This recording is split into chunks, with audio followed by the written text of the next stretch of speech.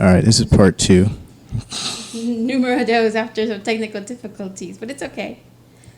Make sure that The life of a struggling podcaster. Okay, we're back. Okay, we made it back. If anybody's listening, tell us if the audio is good or bad. I think they're going to tell us that it's great now. Okay, there we go. We're back from the brink. And we're back. Come on, people. This is episode 27 of Tampa Film Podcast with Ruth Antunez. Yes, this is part 2. Part 2. I'm Termaine Jenkins. We just came back from some audio issues. All right, we were having some struggles. This is the real life, people. It's like a behind the scenes. You guys rarely get to experience the sweet joys. Actually, if you try doing podcasts or watching podcasts from beginners, it's kind of like this. It looks like amateurs trying to figure things out. Because that's exactly what it is. And just go. It's like make sure I can see that. It's like with anything. Are you still on the page so you can see if anybody's commenting? I haven't yet. And why does it sound like there's an echo? Do you hear the echo? Is the speaker on behind you? A little bit, but I think it's... No, I know what it is. It's the headphones. They're over there. They're so loud. I'm just going to turn them down just a little bit. Let's see here. I keep forgetting how to work this computer because it's that wide. That's okay. All right. So it should be gone now. Sounds like it's gone.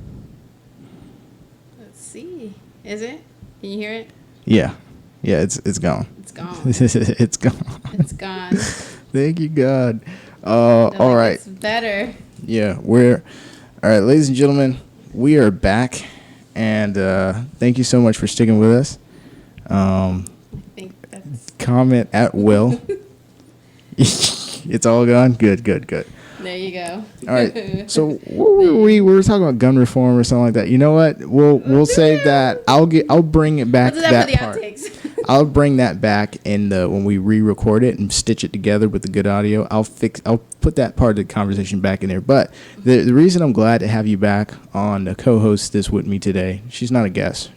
Co-host. She's not. I'm the once in a while I'm the once in a blue moon co-host. She's a host. You know what a host does? Yeah. They open the door for you.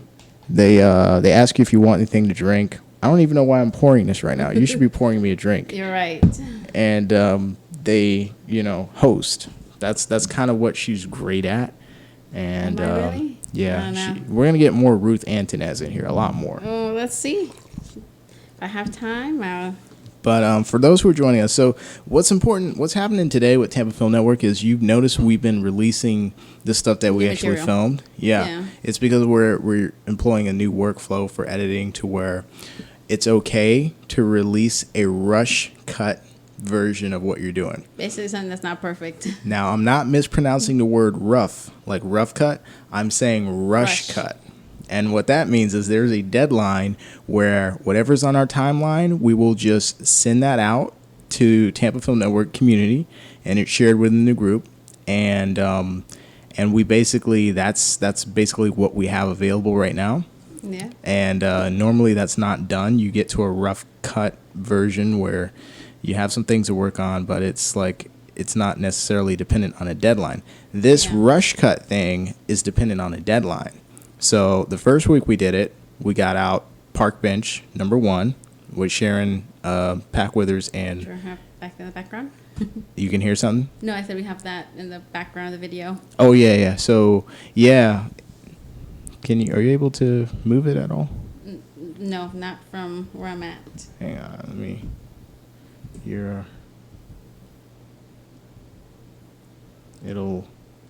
So if you go all the way to like the right or the left, you should...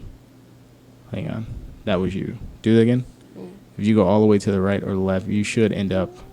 It's as if you think of the computers side by side. Hold on. You'll end up on the other computer's desktop. What do you mean? Oh, if I just... They're sharing a... Connection. Oh, hold on. Just moving things, and then that's how things break, because that's how I break stuff. Oh, you're fine. And then something gets broken. I was just looking for it, and I think I pushed something while we were... There's this thing called mouse. Oh. There's this thing called mouse without borders. Hit the apply, and it should refresh it. Oh. And then That might be the reason why. yeah, and just close that box. So now you'll be able to go all the way over to The other one? yeah. So basically, We got Park Bench number 1, which with Sharon Withers and Rafiq. Either that or it's not working or something. No, don't worry about it. We don't need it. So Park Bench number 1 with Sharon and Rafiq, right? And then Park Bench number 2 just came out today with Chevy and June Ann. Which is something I haven't seen. You haven't seen that one? The number 2. Yeah, Hey, I've seen the one. I love the Sharon Withers one. But June got her beat with. I was just sitting there laughing my ass off trying to edit that the other night, and it's just funny. It really is. Like June didn't have like the same, like Sharon went overboard with her costume, and she's great at that. June had a costume too, and it was a more just regular. It was like a more regular person, conventional everyday kind of person, but her performance of the role was so funny. Her delivery of the lines were so funny, and we're gonna see that on the podcast today. That's the funniest one I've done yet. Oh, yeah, that's good. The one with Sharon looks better and it's edited better because it has more versions of it. But the one with June Ann, it's funnier. You'll see. Okay. Notification via Messenger Lite. Again. It says Congrana. It's Google. It is just a working podcast today, people. It is okay. This is the real life. Somebody messaged me that you're involved with Tampa Film. I'm trying to get more involved. I'll message you after the show. Thanks so much for hitting me up, William. So we're gonna watch these and comment on these today. Yes. And my favorite thing to do, criticize things. Yes, we're just gonna watch them, right?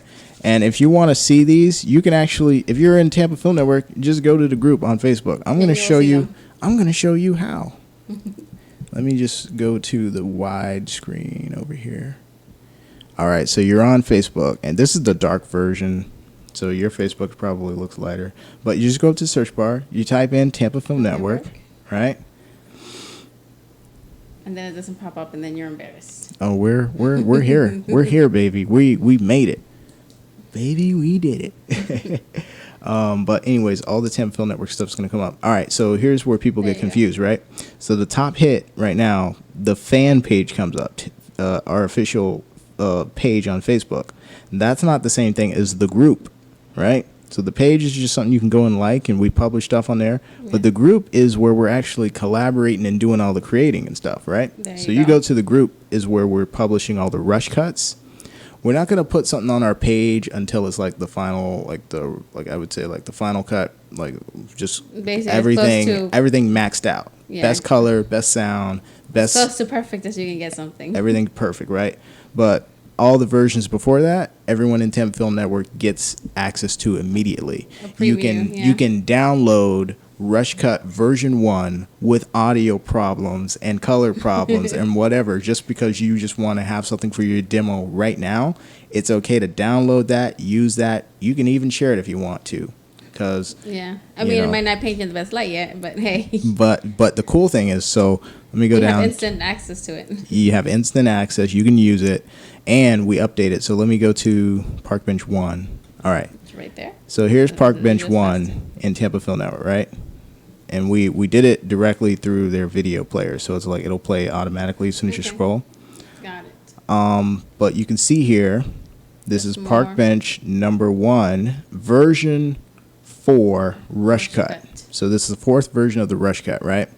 Now you may see the later version, like the Final Cut version. You know, there should only be one version of a Final Cut, but if there's like version 2, you'll know the higher number is the better one. So now you don't have to look at a separate post. We just go to the same post and we replace the video. Yeah. That's good. So you can come back and download it, and it'll be the new version, and you have all the improvements and stuff, right? There you go. In that same post, easy.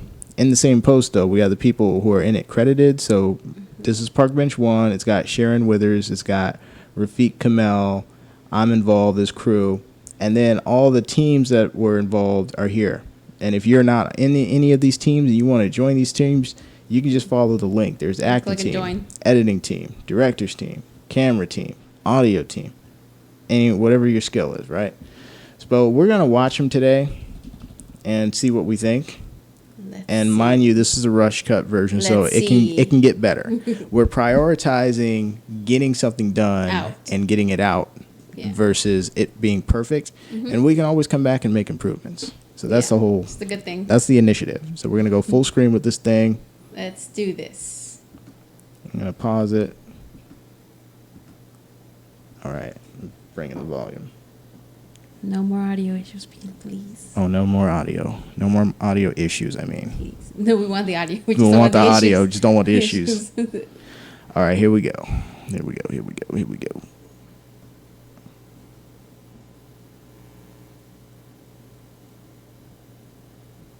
Oh, I don't hear nothing. Hang on. Uh-oh. Oh, hang on. I got this. We got this. There you Yes. go. Count All it right. in. One more time.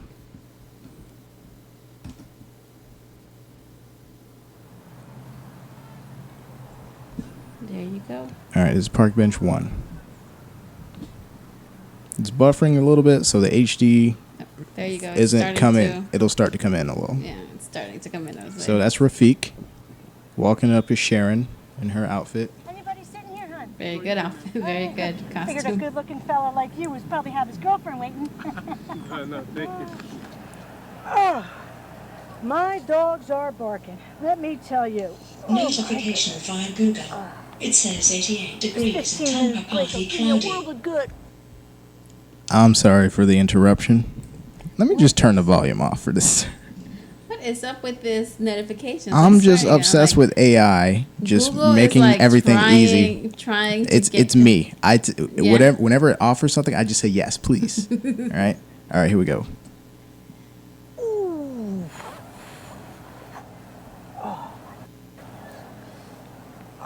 Clothes look nice. Oh, my God. Ah, that breeze is delicious.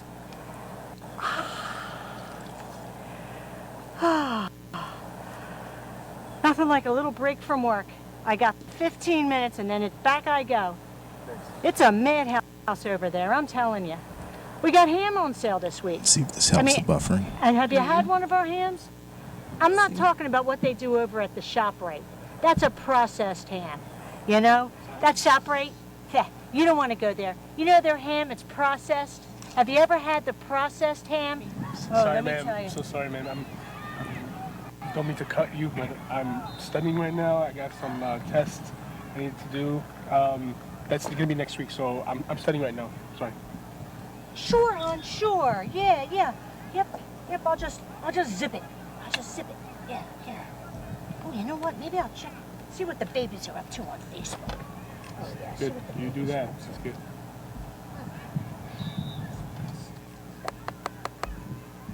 I'm not getting a signal. What the? Maybe you know what to do. You look like one of those fellas that's good with the computers. Do you think you could maybe figure out how to get a signal? I want to see the grandbabies on Facebook. They're Look, so ma'am, damn cute. I know, man, but look, I am studying. I got research after research after research. I really don't have time. Maybe you can ask someone else to do that for you, though. I would highly appreciate it. Sure, hon. Yes, ma'am. Oh, no, it's working. No, it's working. Oh, okay, we're good. Oh, the little leaguers. Oh, they're so cute. You know, we sponsor a team. We do. We call them the Piggly Wigglies. Cute as a button, you know? And you can tell they got the red and yellow uniforms. You know, is that them? Oh, they're playing. They're playing. Go Piggies. Go Piggies. Go Piggies. Go Piggies. Oh, God, they're so cute. That's the team chant. Oh, God bless, God bless. That's good for you. That's good for you. That's amazing. That is amazing. Yeah.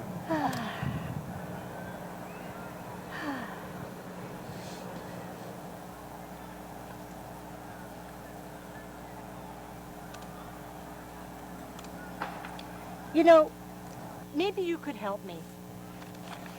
It's just this little survey that we have going on over at the Piggly Wiggly. It'll take you a second. It's an application to work at the Piggly Wiggly.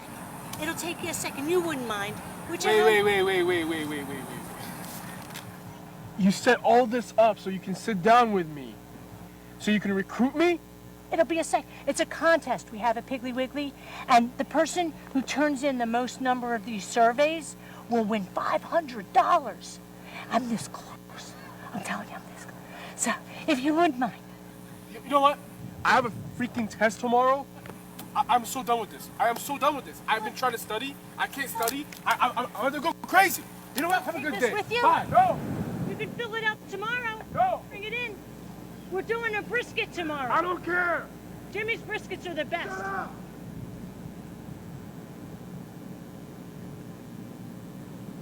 Hey, hon, hang on. Hang on. Hang on. You want to work at Piggly Wiggly? Hang on.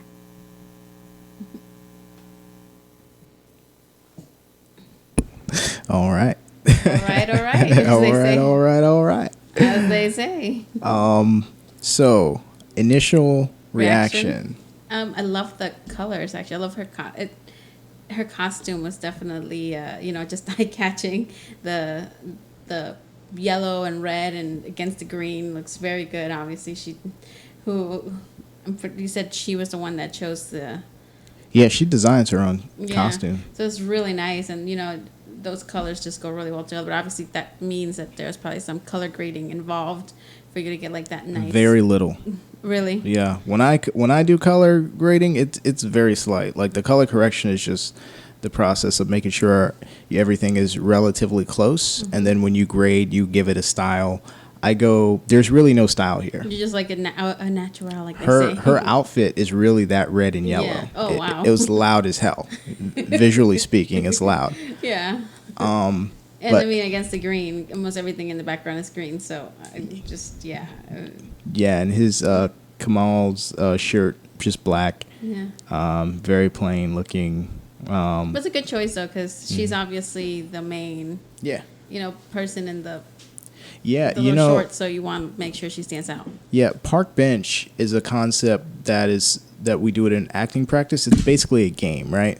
The game is simple. There's a park bench. There's two players. There's one person who's already at the bench, right? Mm-hmm. This is kind of the straight character. They're just doing something, minding their own business, reading a book, whatever, waiting for the bus, whatever. And then the second person is like the crazy character, right? And they come up and they basically are there just to annoy the person until the other person decides to leave. Yeah. The other person has to catch the bus like in Forrest Gump, Well, they have to think of a polite excuse is what we do in class. They think of a polite excuse to leave, and it's basically they have three major annoying things that the person does that kind of gets them to leave. Mm-hmm. And that's kind of how the game works. So we said we do this in class so much as a way to improv because none of this is scripted. Yeah. None of that is scripted. The only thing that's scripted is just the fact that they're sitting at a park bench. Well, table in this case, but same thing, same concept. Yeah. And they just kind of go. They kind of understand the points you got to hit in any scene, no matter what, and they just are doing it. So, and it's they kind of escalate it. At every interaction, it gets bigger and crazier until this guy just becomes to the point where the person has to leave. Yeah. Yes. So that's the point of park bench, and what we said was, why don't we just make it so that anyone when we have class, practice, whatever, the first contribution of a new person will have will be to film one of these park bench scenes. Yeah. So that way you have some demo reel. Yeah, something to also look back on. It's great because you have something to. Yeah. This is where I started. Eventually, yes. Where will I end up? Yes, and you kind of work your way up to the other stuff that we do, where we have actually scripted stuff, or when we go out and do an improvised short film, for example. Mm-hmm. But it'll just be like a thing. Like we'll just continue to do park bench scenes. This is park bench 1, park bench 2, same concept, different characters, different players, right? Yeah. And we film it. And in that way, it's easy. Like we can just be like, all right, we're just gonna go do a park bench scene this month. Whoever hasn't done it, just come and do it, and we'll film it. I think we did 2 in one day on this day. Okay, is this going to be the next one we're going to see? Mm-hmm. So we're going to see Park Bench number 2, but the rest of your reaction to like the performance, what'd you like? I mean, she in particular is, she's funny, but she's not like laugh out funny, like oh my gosh, you just gotta she's definitely doing everything and anything to annoy this guy, which it's hilariously that's what makes it funny that she's so, even though her character is bigger than life. She's playing it as a very straight character. If you actually break it down, she's just. We've all met like older people who have no sense of. I don't know what to say with that. Well, basically, they just don't know how to act in public, or they basically they don't. It's like they're not aware people are watching them. They're just totally and utterly. That's probably the nicest way to put it. They're totally and utterly unaware. They just don't care anymore. They do whatever. I think I'm one of those people half the time. I just go through my life and I'm just like, oh, I'm doing this, doing that. No idea how I'm affecting other people in this world half the time. Yeah. And so I think it's it's nice to see that. And what about Rafiq? And he's definitely the straight character. Mm-hmm. Just he obviously does he's doing a lot with his face and his hands in the video, which is nice. A lot of people when they first start out, they don't act with their whole body. They're just very like reaction with their face, and he's doing. Depends on the actor. Yeah, I have a lot of actors who they do too much. They physical. do too much. Yeah, it's almost like too. Is it too much or too little? Because they're theater actors. They come in and they have to be big because they have an audience. But when you're on theater, obviously, if you're on theater, you have to use your whole entire body because you got the people up in the nosebleeds have to see you. There are no close-ups in theater. Exactly. Yeah, but in film, I tell them reel it in. We can always do another take. Yep. This isn't a live performance. Yep. It's improvised, but when you have a close-up, you don't need to be doing all this body, full body motion and stuff. You're so. Like, woo. Bring it back in. Man, she excels when it comes to. She really gets into her character. You can just see she's her. She's in it. Yeah. She's fucking in it. Her strength is dialogue. Like, even though none of this is scripted as far as the lines, I would have thought it actually was. It feels like it is. That's why I say it's her strength. She can come up with line after line after line after line after line. I fucking have seen her do this for hours in class. I'm not kidding. She comes up with one-liners, and it's like she'll improvise it. And I know she's improvising because we don't have, I don't give her scripts or anything. I don't tell her what kind of scenes we're doing. Depending on the situation, it just kind of comes to her. Comes out, yeah. So that's like her superpower. Yeah, I mean, I would have thought you guys had at least, done a rough, this is what we're going to talk about. This is what she definitely... is. She came in with the idea of how she wanted to play this character. The character's Mary. She works at the Piggly Wiggly. All this stuff is funny, by the way. Like the name of the place that she worked. It's a real place. I didn't know it was a fucking real place. Yeah, it's do they dress like that? I want to say their colors are red and yellow, but I don't think they have that. That's really obnoxiously loud visually. Those colors. That's cool and everything, but I thought it's like the same colors McDonald's uses. I thought she just completely made that up. But yeah, no, the Piggly Wiggly's a real place. It's like when you tell people from like Seattle, Publix, they have no idea what Publix is. Is it like a chain restaurant kind of? No, place? It's an actual grocery store. It's just that it's not here. Right. Yeah. I never Kroger's. I want to say. Kroger's. I've seen it before and I heard about it, but you never knew about it. I never heard about Kroger's till I went to Georgia. I was like, what the fuck is a Kroger? Kroger's, yeah. I was like, oh, this is like their version of, I don't know. Like a Winn-Dixie or whatever? Yeah. Yeah. And it's like in Georgia. But there's nothing like Publix, guys. There's nothing like Publix. It's supposed to sponsor us. Publix is everywhere. Well, you know what, though? No, they're not everywhere because I went to New Orleans and there was no Publix. I was just like, what do you mean there's no Publix? They're not as big as they seem. They seem like they should be everywhere. It's just that when you live here in Florida, they are everywhere. They're literally everywhere. And, it's the same thing with the Piggly Wigglies. They're not here, but where they're at, I want to say the nearest one to Florida might be like North or South Carolina. I believe I saw them out there. I can't remember, but they've been around for years. They've been around for like ever, as they say. Well, this thing that she does, she excels at with dialogue. That's a skill that a lot of other people don't have, including myself. I can't come up with like one-liners just on the spot like that. But not just roll them off the cuff like she does. If I have a few, I run out. You know what I mean? She's like, I'm out. I could tell she's been doing this for a while. Rafiq is, it takes skill to not overdo shit too. Yeah. You know what I mean? And this was my first time working with Rafiq. Like, I think he's been to a couple classes. Mm-hmm. He's been to a couple practices before we actually shot with him. But I was impressed with what he did. It was very restrained, very like... Yeah. keeping it, He didn't overdo it. he's definitely the straight man in the. Definitely, he looks like the straight guy. Plays the straight guy really well.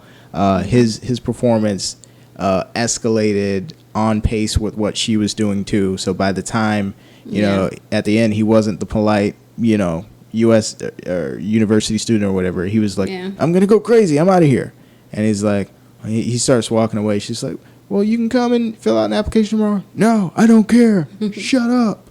He sounds like a completely different person by the end versus the beginning.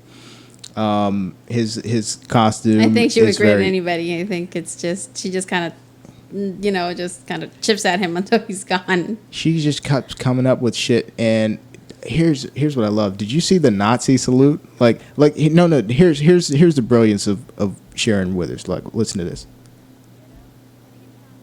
In yellow uniforms. She's just making all this shit up. Oh, they're playing. They're playing. Go Piggies. The Little League. Yeah. She does the snort Piggies. out of nowhere. Out of nowhere. She And then she says, "This is a chant." That's the team chant.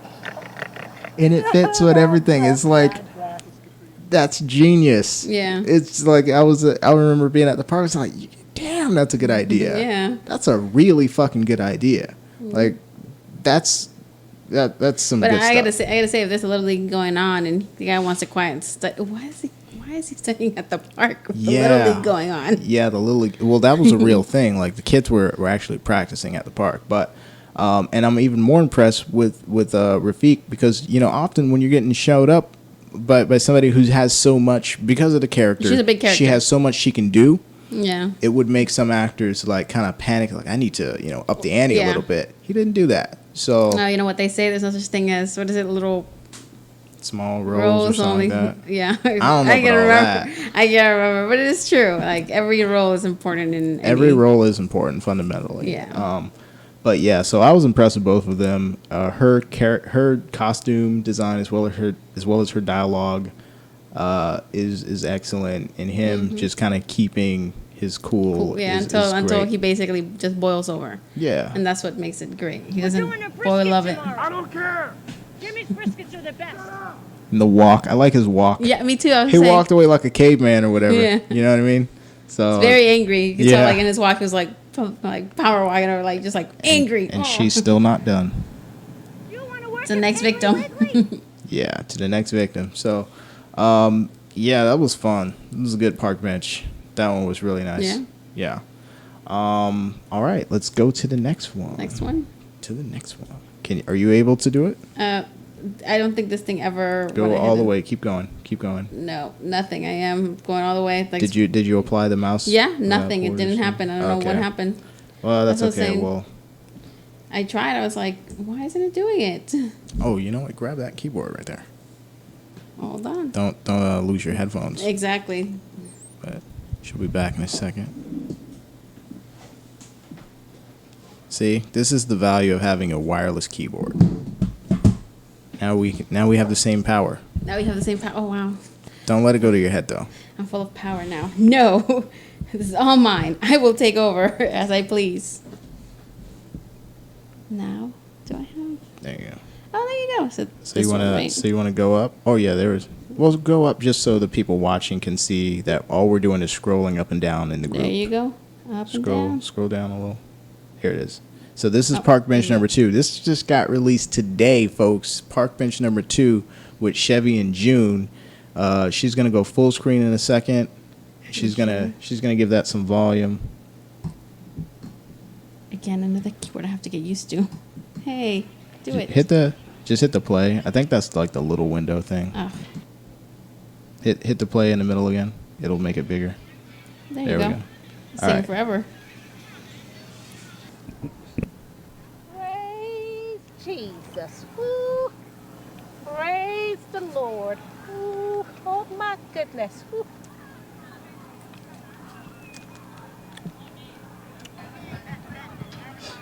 Excuse me, baby.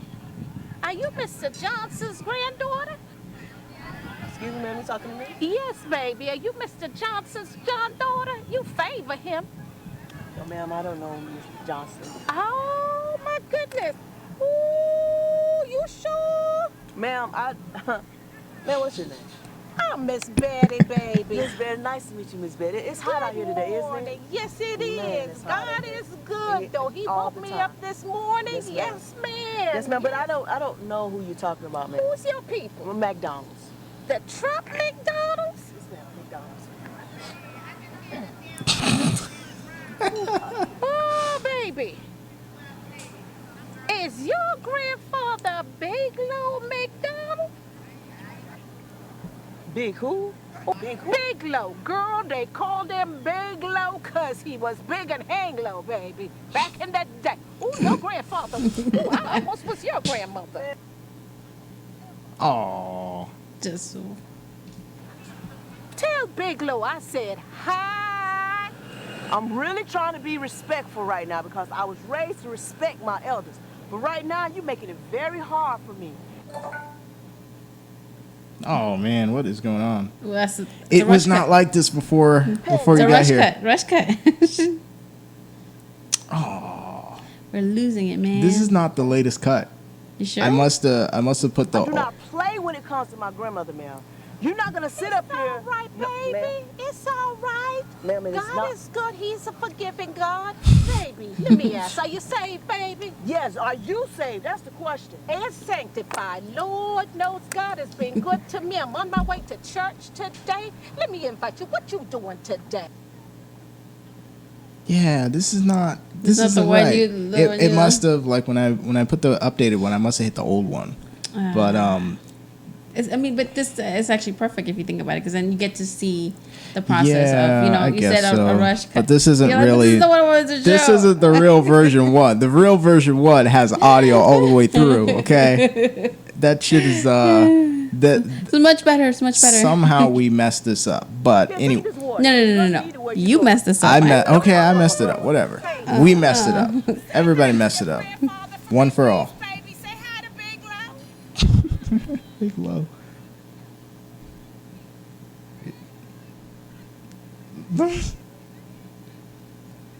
And there he goes on his way to, That's the crossover. yep, on his way to study. Yeah. Yeah. I don't know what's going on here. I don't know what happened. Like, it seems like the audio's. I don't know. We gotta check that out. I don't know how that happened because it's like before you got here, I put It the was- latest one it was working. inside the credits, right? Mm-hmm. And I thought I did. Maybe I hit the old one. So Maybe. the good news is we have the latest one. I will be replacing the video So it's only for you as guys to- soon as this podcast is over. Oh. So there's a folder where all the latest edits go. Wrong one. Maybe I just picked up the wrong one. Anyways, Yeah. Come on. yeah, we'll Oh. turn that you go. annoying buzzing sound off. So anyways, let me go back to our original. Here we go. All right. So that was Park Bench 2, and unfortunately, we couldn't enjoy it the way that I did when That I you was did. editing it, because it's like her lines are funny too, and it's not even that she comes up with all these crazy lines. It's like what she's saying is being delivered really well. First of all, I know about a lot of church women who talk like that, who act like that, and it's like she's doing a kind of caricature of it, Yeah. but it's believable. I like the way she was like staring over at her. It's like Yeah, like, ooh, those child, like yeah. that. It was Everybody's seen that. Ooh, child. yeah. Let me do this here. We talk over it. Same setup. You know, you start with your wide shot. Chevy's doing a straight character. June is good too. Now I think her strength is putting emotion into her performance. Normally she does the dramatic type of stuff, but she's good with comedy too. She did that character pretty well. Physicality's good. Mm-hmm. The costume's fine. The costume is perfectly fine. Yeah. The big old beads. The hat. The hat, yeah, hell yeah, I love the hat actually. The glasses, she doesn't really wear glasses. Look at this. Look. I was just laughing at the way she was like just staring over at, you know, because some people will stare over at in church at you like that and just kind of talk to you. They'll lean in and talk to you. Oh, you sure? Look at you. You know all the lines. I know all the damn Miss lines. Betty, baby. Miss Betty, nice to meet you, Miss Betty. It's hot out here today, isn't it? Yes, it Man, is. it's hot out God here. is good, though. He All woke the me time. up this morning. Yes, ma'am. Yes, Yes, man. Yeah. ma'am, but I don't know who you're talking about, Miss. Who's your people? We're McDonald's. The Trump McDonald's? Yes, ma'am, McDonald's. Why does this feel smoother this time? I don't know. Oh, baby. Is your grandfather Bigelow McDonald? Big who? Big who? Bigelow. No, it's the Girl, same they one. called him You're like, you were Bigelow hoping. You were hoping. I saw your face. back in the day. Ooh, your grandfather. Ooh, I almost was your grandmother. Okay. Yes. She has some good lines too.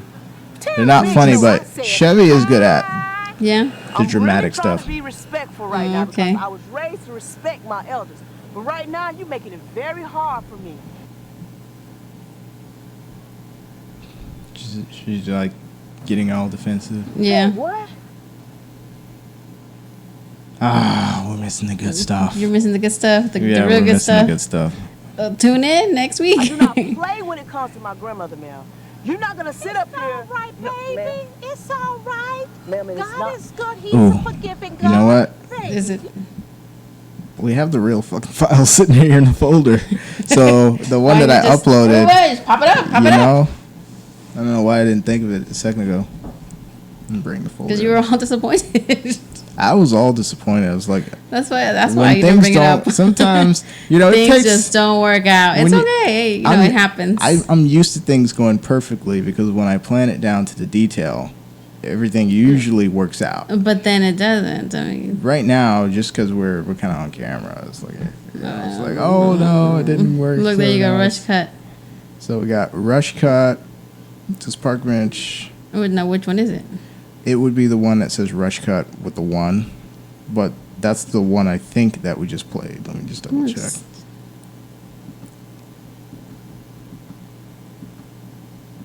Oh, I'm not gonna be able to play this. You know why?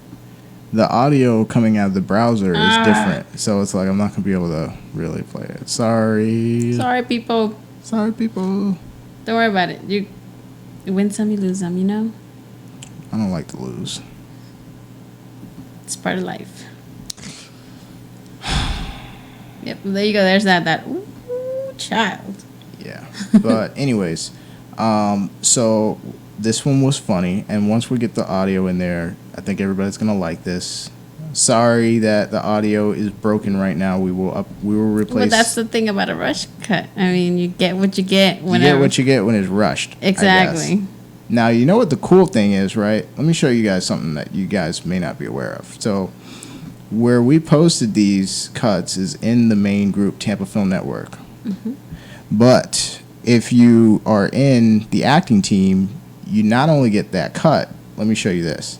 Don't tell me you get all the drafts leading to that cut. Let me show you. Oh, it's even better than that. For all the acting folks here. Let me blow this up just for a second. All right, for all the acting people. So everyone in Tampa Film Network gets to see the cuts, right? Mm-hmm. But for the actors, those who are in the acting team group, when we released Park Bench 1, check this out. There is Daly's album. Oh, so you have, okay, that's good.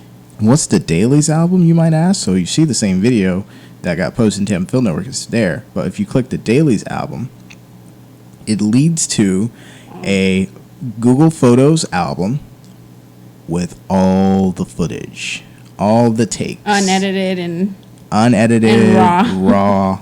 And we put Park Bench 1 and 2 in the same album. But if you wanted to see how all the other takes went, you can. Mm-hmm. You just go into, if you're in the Which is acting good. team. It's good because sometimes Yeah. you have a really good take where your partner doesn't. Yeah, sometimes there were takes that I wanted to use but didn't match the other one. There were takes that had better performance. The other ones. Mm-hmm. So you can see what we used and what we didn't use. Now the other cool thing about having access to the dailies folders, which we're always going to provide this. There's no reason not to. You can download them. So.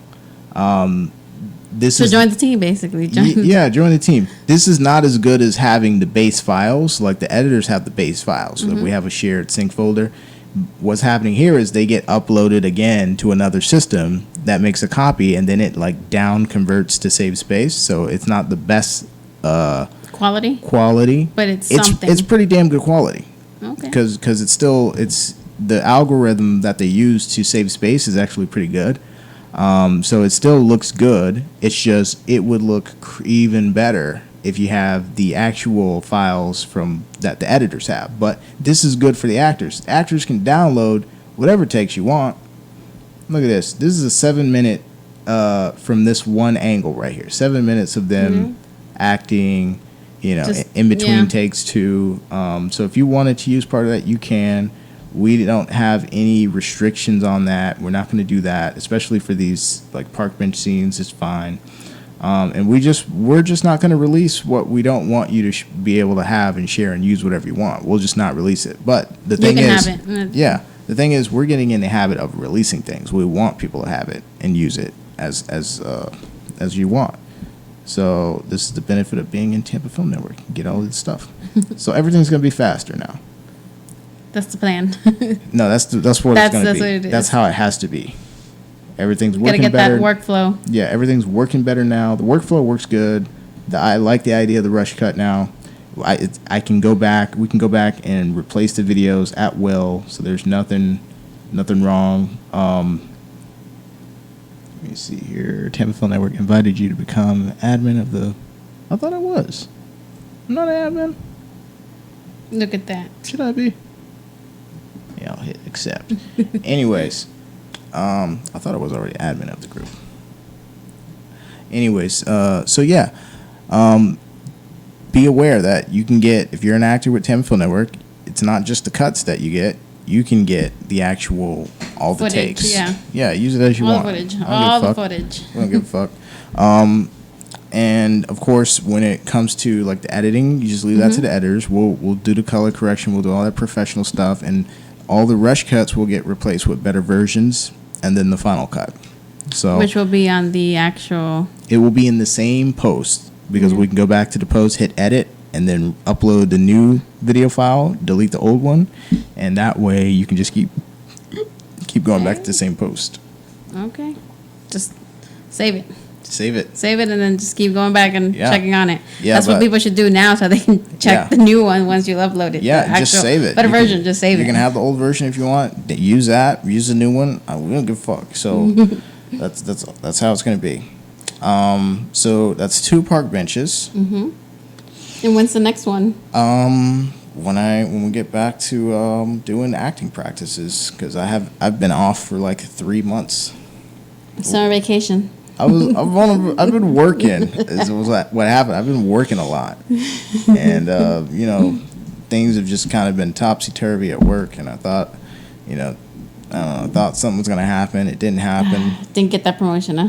Thought I was gonna get some kind of a promotion because I've been doing really good. Didn't get that. You're like, I've been kissing some butt lately. I should be getting a promotion. Lately, I'm just lucky to have a job right now. But it's all right, man. I'm not stressing out about it. I'm getting back to doing this. This is what I like doing. This is what I look forward to doing, and just leaving all that other shit, letting it fall as it may. Yeah. But yeah, so this is how it is. We got the 2 park benches. Now the next thing that's coming is, and this is where we're gonna see what we're really made of. We're gonna have a rush cut of Good Friends. Will be next. Oh yes. Good Friends, folks. For those who don't know, Good Friends is the short film that you've been working on that for a while now. Well, we shot it, and we've been working towards getting it edited, and it just fell under the same problem that the park bench scenes, they just weren't perfect. Yeah, exactly. That's what it is. It's and I think that's what it is for anything. You want it to be perfect. You want it to be good. And it's not just me. It's not just everybody. me. Some folks have, some other folks have been helping with coloring and stuff, and I think that we realize how good something should be, and we just kind of tend to want to hold on to it, and we expect to get it done sooner, but when we don't automatically release it. And we just kind of, I'll get the thing that I should have done. I'll get to it eventually. Next week, right? Now what we're doing is, okay, get to it next week, but in the meantime, go ahead and give me that, what you got right now. Exactly. Here's something for the people. Yes. So, Okay. So even though we didn't get to really hear, all of Park Bench 2, we're going to replace that file as soon as the podcast is over. As soon as we turn down the mic, he's going to be like, okay, got to get this done. I'm going to replace that file because the file is on the thing. It's right here. I might do it in the middle of the podcast, matter of fact. But no, I won't because we're streaming. But yeah, so yeah, I like this. I'm really loving I'm glad there's more of a workflow, obviously, because that is something, obviously, that most people, when they join a group like this, they want to see something being produced out of what they're doing. Yeah, we'll see. But they don't realize that sometimes people got jobs. You got to eat, you got to work. Shit's hard. And then there's just unexpected things happen, and you got to deal with it. So that's right. Let me ask you something that I would ask even if a male co-host were sitting here, even if Kamari was here. Okay. Shout out to Kamari. who couldn't be here today. Let's talk about the role of women, roles available to women in film. I want to just hear your opinion on where we are today, if you think we're in a good place, or if you feel like we still got a ways to go. Let's see. Let me try to gather my 1,000,001 thoughts together into one cohesive sentence. No, I think like in general with anything, let's put it this way. Most films have, the lead is usually a male. It's very hard to get a film where there's a female lead involved. Yes. That is okay. Most directors are males. Most screenwriters are male. Cinematographers, they're mainly all males. It really has to do with the fact that men have just been out there doing these jobs longer than females. The thing has always been said, men don't want to go see a film led by a woman. Women want to see films led by women, but women will go see. It's almost like women are never really. People used to say that, or they say that They now? still say it. It's just, it is the way the world is. Again, Google. Again. Again, Google. Again. You see, always these men interrupting women in their process. Hey. But basically, it was a female voice. It was a female voice, yeah, but it was made by a man. How do you know that? But that's usually what it is. It's just the fact that men have been working out there longer. Women used to be obviously predominantly in the home. Men have always gone out to work. Men tend to take more risk. Women are less risk. We don't like to take risk. So we kind of try to stay to the, steady. We try to keep something straight and narrow and nice and steady. Men are not like that. They're not adverse to risk. They're just, hey, let's go all in, but that's also why more men die than women, obviously. I'm adverse to risk. I'm not saying everybody, but it's like, but disconnected. Again. No, it was turning off. Yeah, no, I'm kidding. But I think that's a big issue in general as to why people always say, why is there no women in this group? Why are women not? Basically, like just natural forces just explain a lot of it. I explain a lot of it, and then there is to a point, though. Exactly, to a point, and this is where I was. My second point, where I was just going to get to, and then there is situations where, because I know I've been in situations where it is a male-dominated industry or something where it's mostly men and it is a boys' club, and women aren't. Not that they're not necessarily welcomed. They could be welcomed, but in a very minimal role or until whoever is sitting as the lead is comfortable. It's just, I think it would be the same where it was the roles were reversed. Most women, when they have something, they don't you always hear about women saying, oh, stay at home dad. And then they go to the park and they go with the other moms. It's very hard for that man to come into that group. It's the same with women going into, predominantly male dominated place. It is what it is. It's just that's the way society is. That's the way as humans we are, because we tend to be these are my people, those are your people, this is mine, that's yours, you just keep to yours. I think that doesn't help. It's just kind of habit. A lot of it is habit. Like we've been doing it that way. And we self-segregate. Everybody does it. It's just human nature, unfortunately. It's very hard to break those habits and to break that nature. Human habit more than nature, I think. No, because it is a habit, but it's also part of nature, because if you think about it, back in the day when we were all, when human beings were trying to become top of the food chain, we all were fighting for the same resources. You want people who you can trust next to you, the other tribe. You don't know what they're doing. What are they planning to kill you? So let's go out and kill them. Let's go kill them before they kill us. We have that type of mentality, like that caveman mentality. So I think it's stuck in our DNA in a lot of ways, because you see it all around the world. It's not a skin issue. It's not a sex issue. It's just... it's like part of the human condition, basically. That's why there's certain films that, once they deal with that larger human condition issue, that's why so many people can gravitate towards that same thing. Certain aspects of human nature just kind of run through filmmaking and storytelling. People, exactly, the like storytelling and everything.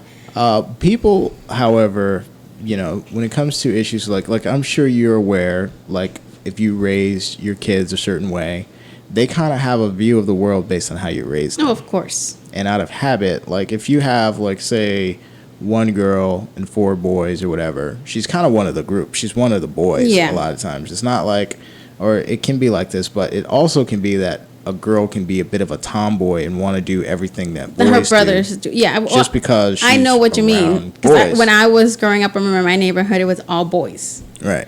And so I was the only girl in the neighborhood, basically. So when we went out to play, back in the day, people used to actually go out and play outside. Oh, when was that again? back in the day. Back in the day. I'm a lot older than I look. Kids still play. But, it's like you used to go out outside. Your parents used to send you out outside. You used to play, from sun up to sundown, basically, until they called you back in. It still happens. Yeah, exactly. Still happens. Especially during the summers. But, summers were mainly... And almost everyone around my age was boys. So I grew up with boys, and I remember playing baseball, or stickball. You just have a bat and a ball, stickball, really. Marbles. We used to play with marbles. We used to play. We used to make little slingshots, and and try to get the lizards. And we used to climb up trees. And I would go to my uncle's farm, and the boys, everybody around there was boys. So we used to climb up trees, pick guavas, pick mangoes off of the trees, go up to the trees and grab oranges, and basically play out there all day long. And sounds like a very idyllic childhood. And we just used to have really fun time, but it was all boys. And then as I got a little older, we used to play soccer and stuff. And I got a little older, more girls started moving into my neighborhood. And then they would want to play house and doll. And I just wasn't interested in that because I just didn't grow up playing that. Right. And then my sister, I have 2 sisters, and my sister was, we're 6 years apart. So I had already had a whole entire childhood by the time she came around. So it's, it was a totally different dynamic with her as well. So, I understand where you're coming from. So there was no time during your childhood where you're like, well, there's an activity that I'm not going to do because I'm a girl. It feels like it's wrong. It's just kind of whatever the boys were doing at the time, I'm just going to be doing When you're that. a child, it's just very easy for you to do things. But there was things that I remember those specific boys would exclude me from. They would exclude me from it. And I remember one thing very specifically. I used to be really good at playing marbles. Really good, apparently. Oh, you were too good at it then. Exactly. I was too good at it, and none of the boys would let me play with them. And every single time, they were like, oh, she's not allowed to play this game. Well, kids don't like to lose, but then it's a little bit extra embarrassing because are boys supposed to lose to girls? Exactly. So when you're little, exactly, and that's what it is. And I remember I would get excluded for certain things. It was because I would show up some of the boys, and they would not like that. But but that's in general everywhere. When people feel like they see me in my hands. When people feel like they are being shown up by somebody, by like an outsider, you want to exclude those outsiders. And I think and unfortunately, because like I said, most things are whoever's at the top of the food chain in most in most of these directing, cinematography, acting, whatever. Most of these people are going to be male. Men, because men tend to have a smaller, have a large ego, and they tend to, whenever they get shown up, they tend to take it really hard. I don't know why. I mean, like I said, you win some, you lose some. But you even said yourself, I don't like to lose. Men generally do not like to lose.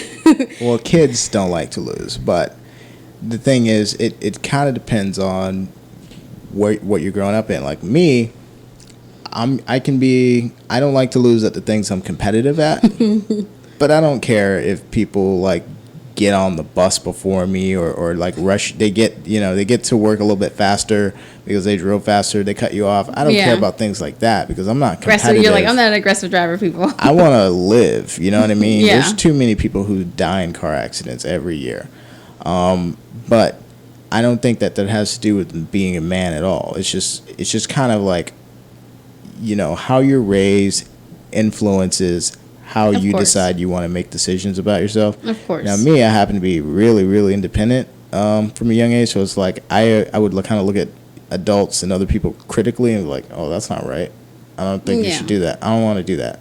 And just kind of like with an attitude about it. But most people go with the flow, let's be honest. Most people just want to stay in that. Most people go with the flow because it's one, it's encouraged to go with the flow. Going with the flow a lot of times means you don't get arrested. It means you do better with grades. It means you're included because you're in the flow. Yep. But for some people, going with the flow doesn't get you those things. And so they don't go with the flow because you don't get the same benefits. Because you look different, you are different. I guess I would fall into sort of that category. But anyways, but still, the boy-girl thing, I don't think it's really human nature about that. I think that's kind of societal habits. And societal habit. And society can develop from a habit of being the way that it is too, depending on if you're a society in the tropics versus northern part of a landmass or whatever. Life is just going to be a little bit different. Of course. But when it comes to this movie thing, man, don't you feel like women get the short end of the stick? Well, it's just fucking boring. Like if I was a woman and I was trying to get roles, like it's always girlfriend, daughter. Exactly. It's always a role based on society's place that it has for women. Yeah, and whenever a woman steps out of that role, she's always praised for it. But yet women still don't ask for those roles, and it's not. I think women do ask for those roles, like let me step being out of a lead? No, let me step out of like because even when women are leads, there's always in like a romantic comedy as being it's usually it's still the girlfriend, it's still like the girl trying to get the guy, or it's still the mother losing the child. It's always something to do that is something definitely very women, which comes out of society's habit. Exactly. Right. And then when women step out of those roles and into, in other words, get offered an actual opportunity. Yeah, I always go back and think to Charlize Theron in Monster, where she plays a serial killer. She's still a woman, but she plays a serial killer. Yeah. And normally, she was praised. She was praised statistically for, speaking, women are not. They don't make up a very large part of serial killers. Of course, they don't. No. And most of the time, and even in that film, it was still a very strictly, she's killing, and it's still very, the reason why she's killing is because it's still, when you talk about women who go to jail for murder, it's usually always because they murdered a husband or a boyfriend or a lover. Yeah, absolutely. It's usually because after years of abuse. It just not like men were just, and I hate to say it because it's almost, I feel like I'm trying to say something and I don't want to say the obvious, but even this thing now with the whole entire mass shooting, and most of these men are white males, and there's a reason why they're white males in a lot of ways. Societal habit. It's like they're being, especially white men in this country, are being pushed into a corner, and they're being told, well, you're not good, and they're a large part of the society. And yes, they've done it. They're not good. White men, especially. A lot of people are. You'd be surprised. Oh, women are like, oh my God, we got to take that. You know, like there's like these. Well, the idea of what these men, it's them. It's the idea of what these men think is a feminazi, or or somebody who's trying to be like a social justice warrior. I hear that a lot thrown about. That used to be a movie genre. And I think it started off as a movie genre. I know, exactly. And I think people are like saying, all these like. It's the same thing as like you remember back in the 70s, the hippies. It's almost like the same thing. Feminism was also big in the 70s, and there was a lot of serial killers in the 70s. It's pretty big and leading now, into it's now exactly a lot of serial killers now too. Exactly, but it was a very hot topic back in the day. Well, it was a lot less common. It's never been a lot less common. It's just that people haven't gotten caught for it. No, it's been a lot less common. Well, crime is there's less crime. We're around the same crime as in the 70s right now. We are like statistically, it's actually lower now than in the 70s, yes. Which was what people were saying when people think about bad New York. They think about 70s New York where you couldn't ride, the subway because you were afraid to get killed. You didn't know you were going to come out with your life. There was a lot of prostitutions. Like a lot of those the great films that we think are they're so amazing, like Taxi Driver. Bonnie and Clyde, those are all like movies, 70s. Those are all reactions to the time that those people were living in. Yeah. And today is the same thing. In a lot of the same things that were happening back then, socially, like feminism, women on the pill, women burning their bras, it was telling these same people who are at the top of the food chain that nobody down here likes you and we're going to take you down. And so there was that same reaction, and the reaction was, tomorrow in Tampa. Again? Hang on 1 second. By the way, that's a woman's voice. Exactly. Hang on. Programmed by a man. Because women are meant to be soothing. Don't yell in the mic, though. I think it's clipping out. Okay, where were you? Yeah, but the same thing was happening in the 70s, but that reaction was the serial killers and... well, serial killers were a lot less common back then. It wasn't but I'm so saying many. There was, so many. If you think about it, a lot of these young men who started even into the 80s, a lot of these vicious crimes that we talk about, we have that's all a reaction to the time.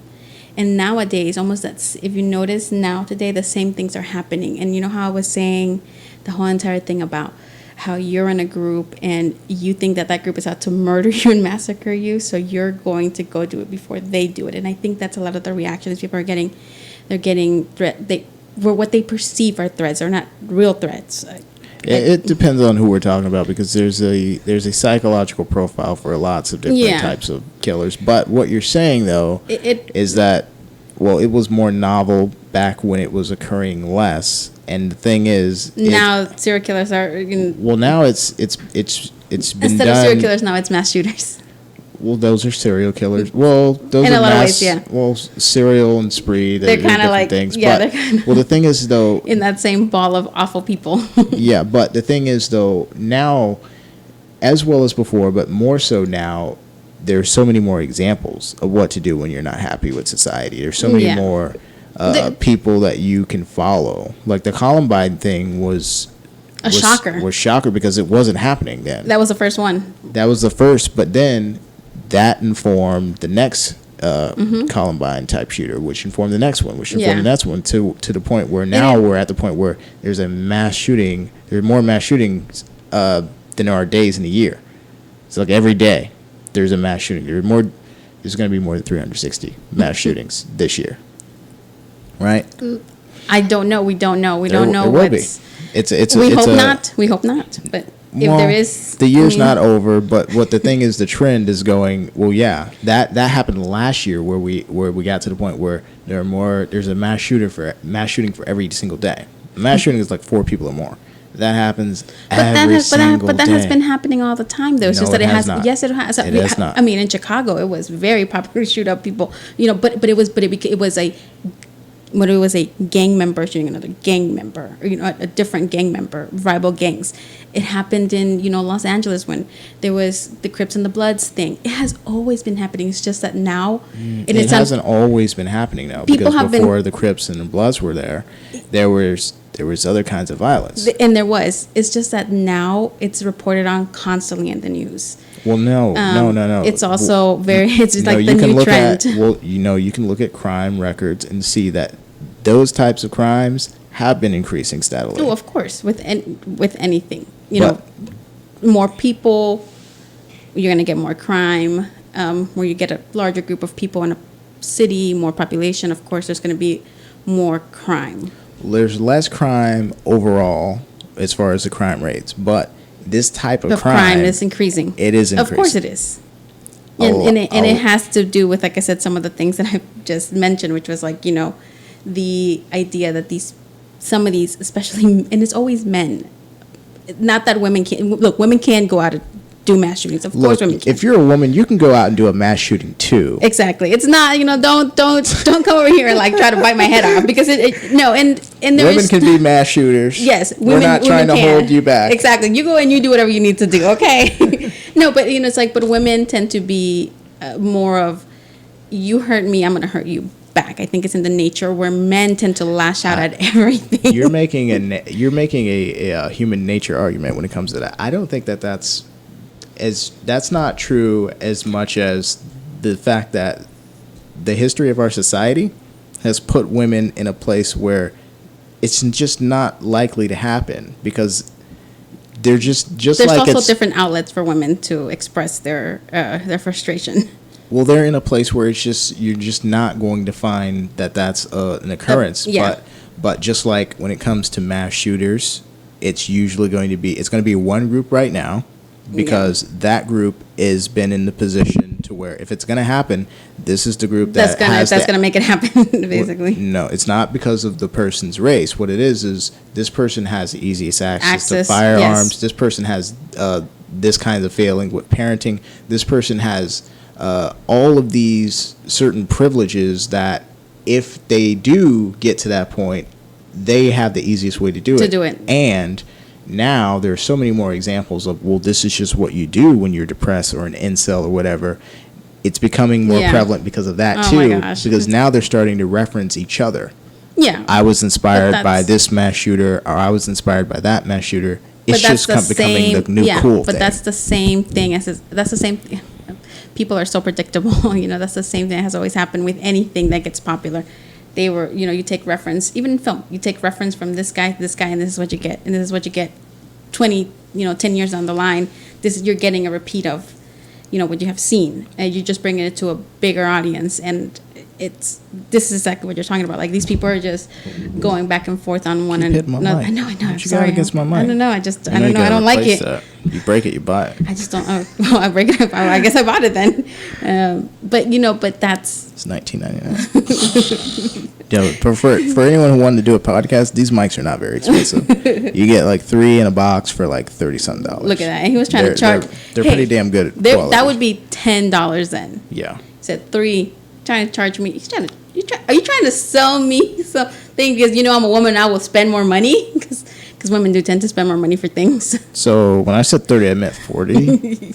No. I meant 40. I just said 30 by accident. No, you said 30. Look at you, always all these used car sale men always trying to not sell a car to a lady, and when they do, they're trying to sell her. I feel like somebody's being sexist against me. I feel like I want to report this. But you see how you do feel like it's hard not to feel like offended. And women nowadays are saying things about. Really offended. I'm just kidding. No, but but most men would be. I know a lot of men who are. I don't think a lot of men are until somebody tells them that they should be. And what is the one thing that's going on today? That's this whole societal behavior thing. That's the one thing that's going on today. Everybody's telling you they should be offended for everything. That's what everybody's offended for. Do you think a racist is like born with a dislike for another race? Or do you think that they learn that from somebody who has a dislike from another race? No, I think that racism is definitely something that is learned because a lot of people say, "Oh, you just take the black and white issue," but you don't even have to go that. I'm like, sometimes it's not a black and white issue. It's any race issue. Or it's like, oh, I'm a black person, you're a white person, I have to hate you, you have to hate me. I think one of the I think one of the sorriest examples, honestly. Like, and when I say sorry, I don't mean it's a bad example. I say it's just such a horrible situation. Is, you know, the Middle East. They've been fighting it out forever, and I'm sorry to tell you this, guys, but do you not see each other? You guys kind of look exactly the same. You just believe in two different For things. us, they do. For them, it's like the difference between a Mexican and a Puerto Rican. I'm not Mexican. I'm not Puerto Rican. What? Yeah, What? and a lot of people have that. A lot of people have that mentality, like, you know, where you're from is who you are. Well, a society has to You know. differentiate between people Exactly. that way. And it's not that they have to. It's just that it's just out of habit easy. that people have done it. It's easy. It's easy, and it's easy for you to identify with somebody. Even though it makes no sense, It and doesn't. I don't even see the point. But anyways, doesn't. we didn't mean to get off point here. But yeah. We're talking about It's just a roundabout way. We're talking about roles sucking for women, right? So here's the thing: if I were a woman, I would really be depressed at every time I try to get a role. It's like Crappy. It always depends on the relationship a woman has to a man. A man. Husband, daughter, or husband, wife, daughter. Now, Father. You know, if you can look at that boyfriend, as girlfriend. you can look at that. Well, there's a boyfriend's got to have a relationship with a woman, but it's about the man. It's you know? yeah. The stories are usually always, unless it's like I said, it's a romantic comedy. Then it's like, you know, that's where you get into that gray area, because sometimes it is and sometimes it isn't. You know, it's like, or it'll be like a 50-50 split. Rarely is it just like a woman-led vehicle. Now, thankfully, these days there are a lot more roles out there. Yes, you know, it's becoming less conventional for a woman to be just a woman anymore. Now, women can be whatever you can imagine, to the point where it crosses over where, you know, I don't know if Captain Marvel was a woman in the comic books, but she is a woman now in the movies. Mm-hmm. And a lot of people had issues with that, and that's why that film didn't do very well. What do you mean it didn't do well? It didn't do that well. I mean, to the numbers that they were projecting, it just didn't get those numbers, and why so many critics bashed on it. Didn't I hear that it was pretty good? The I high, think it did pretty good. Let me you know, see. every single time that there's a woman superhero or something like that, there's always this Wonder Woman did good. This inset of males who just hate it. You know, they're the guys on their computer at home in their mom's basement. That's what everybody thinks. Well, those are usually the comic book people who don't like the difference between the movie versus the comic book. Yeah, and they always have it's like they always have a problem when it's when a male role is changed into a female role or anything like that. Yeah, or anything. Honestly, when anything changes, and it's sad. That's just another thing where it's just like they don't like change, and they're accustomed to they're accustomed to having it. everything that they have. But that's the part. Way they have it. That's why I have nothing to do with those people. They're boring. Everything it has to be the way that it's always been. They don't want anything new. Me, I like seeing role reversals. I like seeing. Yeah, it's interesting to see stuff like that. It's very interesting. It's different. Yeah, instead of always getting the same thing. But there's people who genuinely get offended by stuff like that. All right, box office, $1.1 billion. So you're telling me that movie didn't do good? They were saying that it was going to do better than that. They were saying it's going to be like... Oh, it doesn't matter what they were saying. I think you might have heard some off news. But $1.1 billion is a lot. Well, I'm going to tell you, I didn't go watch it. I'm going to be honest, I haven't seen it. Well, I haven't seen it either. But the budget was $152. So... I mean, it's not a budget thing. Most superhero films are going to do good because... Well, it has a built-in audience. Exactly, because it has a built-in audience. I would think it's going to do really good. Most, and it's exactly. linked to the it's like the Avengers. Yeah, exactly. It's like you had to see it in order to see the end game. But yeah, I like seeing action movies. Stuff like that. Booms are the same in any language. So once you do the total, world box office, of course you see it. That's why action movies have always been very easy to transport to other countries and other markets. Because you don't need to translate a boom. It just is. Everybody understands it. All right. But yeah, so when it comes to women's roles, they are getting better. They're getting more plentiful. Yeah. I think there still needs to continue to be more. The only thing that I would be dissatisfied with is just women doing, this is going to sound stupid. Whenever, let's say you wrote a part for a man and you turn it to a woman. Just for the sake of turning into a woman? For one of my favorite roles one of my favorite films actually in the whole wide world is where the film was written, the role was written for a man really. It was written as a man and everybody thought it was going to be a man, and then they decided that no, then basically we should open an edition to anybody. and the person who ended up getting the role was a female, and that role is Ripley of Aliens. You know, I take Alien, back what I was about to say. I was going that's to. a great role. It was no great. matter what. It was a great role. What I was going to say is, you know, I don't want to see anything just for the sake of yeah. What's the word? Diversity or whatever. Yeah. I want diversity. You know You do, why? yeah. Because the world has diversity in it, and it misrepresents filmmaking to not have it. Yeah. But as something that's not really well thought out, like if an actor Just to stick somebody in there because you want to please the crowds, like do you want to please? well, that's not pleasing me. Well, just if there's a better actor for something, I want to see the best actor do it because it's going to be more interesting. I want to see it represented in the world the way that it is, but I also want to see, you know, somebody is interesting because I'm not going to go watch Captain Marvel just because it's a woman doing it. Yeah, you're gonna watch it because you want it to be you think it's gonna be a good film. Well, I hope it's going to be a good fucking film. It costs $152 million to make, so I would think they found the best actress possible. But you know, and she is a very good actress. I mean, I've been following her career for a long time. Yeah? Very good actress. Pretty good? Yeah. Okay. But you know, she's just unfortunately she's not.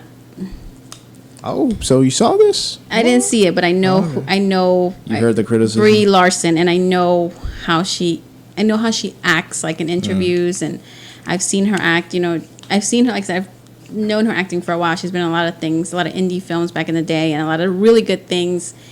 But she's just not a Jennifer Lawrence. And what I mean by that is She was exactly the person I was thinking of as you were saying. And Brie Larson. You want to know why? You want to know why we're thinking that?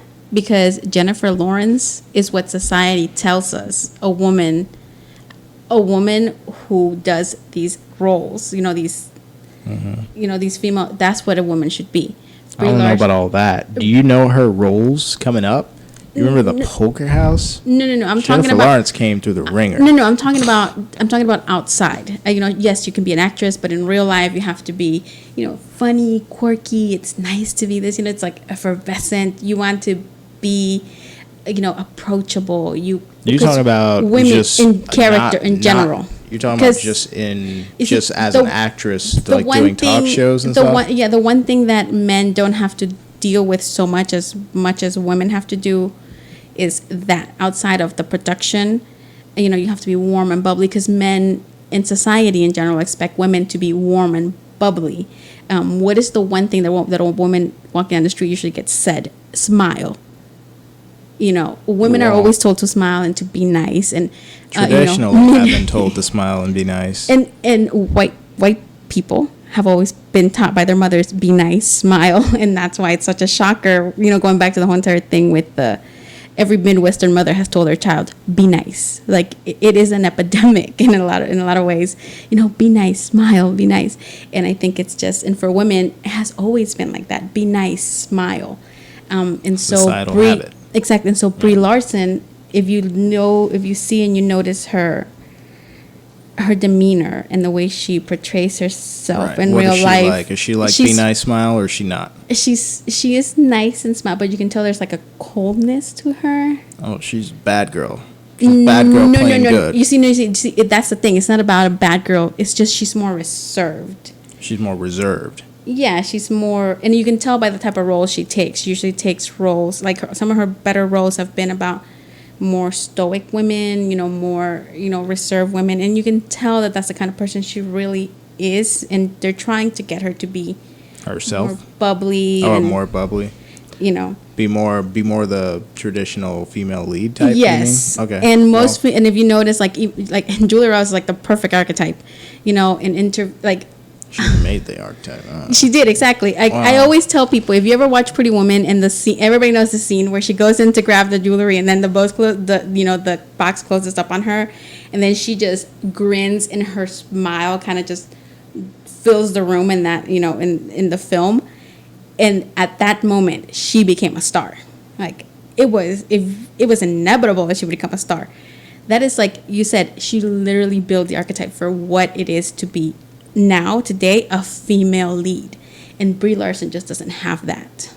She doesn't really. Well, the thing is, I don't want that. I don't care. I don't think people even care about watching that kind of female lead anymore. It's just that's what the formula has been. Exactly, and it's hard to break that mold, especially when you said it, because habits. Because what do we always say about habits? They're hard to break. Well, I think it was hard for her to break that role because they offered her a lot of money. Exactly. To I mean, that. and she shouldn't have.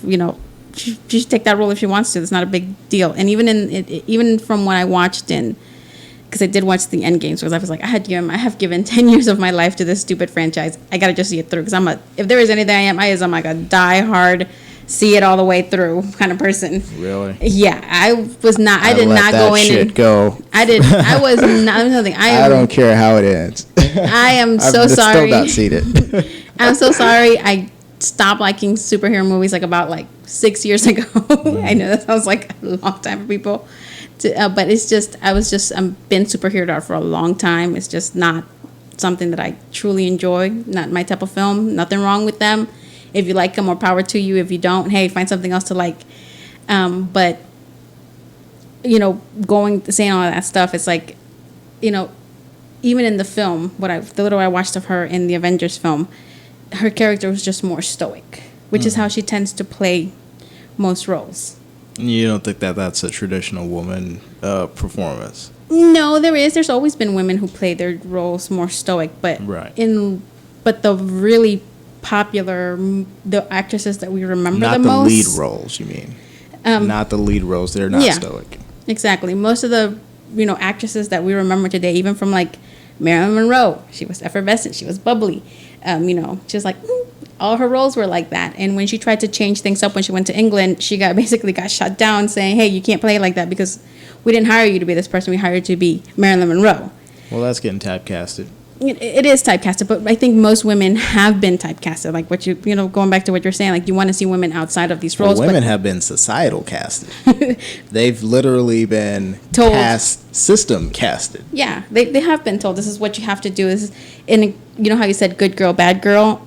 You either a good girl or a bad girl all your life. Well, I was just trying to get a general sense for I don't know anything about her. I maybe I've seen her in movies and just not realized, that's her name or whatever. Yeah.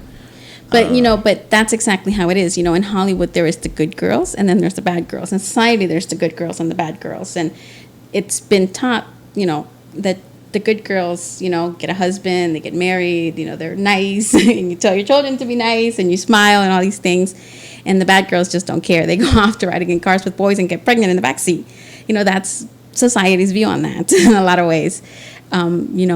Then we have, of course, reformed bad girls. Drew Barrymore is but women tend to fall into those type of roles. Men's roles are a lot more loose in society and in film as well. Do you feel like, is it fair to describe it like this? Women's roles have traditionally been not as sophisticated as men's roles, but they've caught up in sophistication. Yes, but there's not as many of them. Yes. Okay. But yes, women can do, like I said, like we were saying, hey, women can do whatever they want, including mass shooting. They shouldn't, but they can. But it's one of those things where it's just a system. Hollywood is going to always go after the money, and where the money is not women playing these roles that are out there. The money has always been with it being the way that it was. Yeah, but things are changing. Of course, things always change, but they don't change drastically. Things happen over time. Especially when it comes to business. Hollywood is very conservative. But I'm glad to see things are changing because I'm less bored than I was before. But as a filmmaker myself, I think most of the characters I've written are women.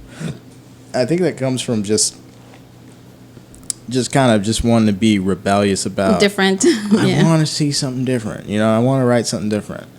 And really, you're doing the same thing. You still have a protagonist pursuing desires and whatnot. And I don't know. I write more women because it's just there's already so many male characters out there. So it's why not focus on the area where stand out and something. Yeah. And I think a lot. There's a lot of beautiful films out there that are women led or where the film is, it has to do more with women issues than male issues, and they're wonderful, but they're just not that popular. and then, men have a longevity also when it comes to acting. Actresses, have like models, they have a certain timeline where they can do things, and they usually get offered the same role over and over again. And it's very few women who, after they get a certain age, they still get offered roles that are wonderful. Maybe the only man I've ever heard where they said age kind of kept them back from a role. Anthony Hopkins, supposedly his agent just thought he was too old to offer him roles, so that's why we haven't seen him in so many movies. He's a great actor, and he just came back, in Westworld and all that stuff. But before there was like this, this rumor going around that the reason why we hadn't seen him for a while was because his agent just wasn't giving him roles because he just thought he was too old and he should retire. Well, probably the roles that are available are for, younger when you people, read the of course. breakdown, there's going to be an age range. There's going to be an ethnicity that they're looking for. Yeah, something that's safe and that's popular. There's less women roles than men roles. There's less older people roles than younger people roles. Because and I want to see that change too. I might just write something just only for seniors for the rest of my career. Just write old women characters for the rest of my career. Just don't make it that book club movie where it's like I guess it was like a bunch of older women reading 60-something shades, 30-something shades books. I think that's what it was called, book club. I think this was the movie. I didn't watch it. I just remember everybody making a joke about it. Well, there was this movie I saw one time. It was about this.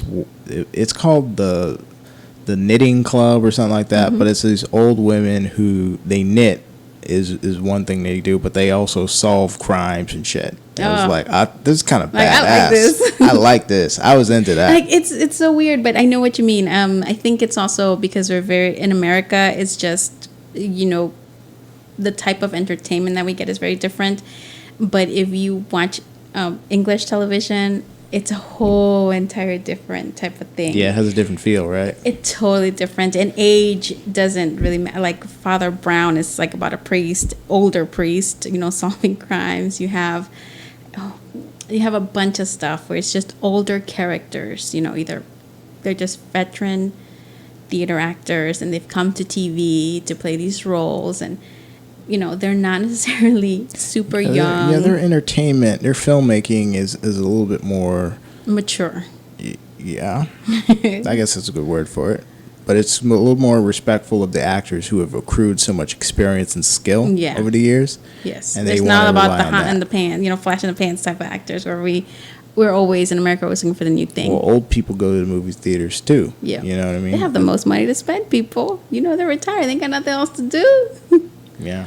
Besides take the grandkids. What's funny? I was watching. What's interesting about British politics in their system is like instead of Congress they have Parliament, right? And they still have the monarchy and the Whigs and everybody thinks the Whigs. Well, I didn't see anyone in wigs at the time. However, they still have like their system is a little different. But the one thing that I appreciate better than what we have here is when they debate, they're actually like they take turns talking, and it's like it's really fucking like you interesting. take a turn as opposed to talking over each other. Yeah, and screaming at each other. Well, they do that in Congress too, but it's a lot more interesting to watch the British debates in Parliament. I'm pretty sure the British don't think that way. I think it's just us Americans, putting this extra layer on them. Well, they're just more used to it, I think. Yeah. They probably think Congress in the United States is fucking boring as hell. Exactly. I mean, unless Alexandria Ocasio-Cortez is saying something, or I don't know, whatever Trump is talking about, they probably don't even care. Well, that's usually how most people are for every other country. You just don't care. Just like. But man, me. But I'm watching the Brexit debate. Boris Johnson. Well, that's just very that's very like it's almost like watching a divorce. It really is. It's like watching a divorce. Brexit? Yeah, just happening, which is very entertaining. But no, divorce makes sense. Brexit makes no sense at all. Brexit is like watching. I don't know. It's just so dumb. Like it's like any economist, intellectual would say will tell you you're ridiculous. There's no reason to do this other than you are being an idiot. I mean, it's just dumb. I mean, there's no reason that the country should be spending all that time and energy trying to get out of a system that they help build at their own expense just because they know they're going to get back into that system again later They'll have to. anyways. Yeah, they're going to have to eventually, even if they break away from the EU. Somehow they're going to have to still deal with them. Well, the point is you want to be a part of a financial community like that. You just want to have better advantage.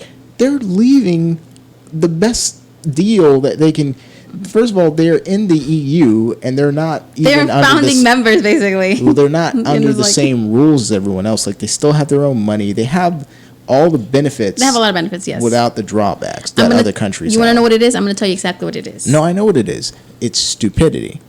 That's what everyone thinks, but it's not. I'm going to tell you exactly what it is. Look, it's stupidity. They all this talk of nationalism. It's a hatred for other people. It's the same thing that it is here. But the point is, though, watching these people debate this stuff is like watching a fucking movie. I was like, this shit has got to be a spoof of some kind, but no, they're completely serious. And the funny thing is that a lot of their political dramas are like they literally play out like that. They are just basically putting the camera on real shit that happens over there in Parliament. They're so dramatic. The real reality TV people. The way that they try to, refute people's arguments.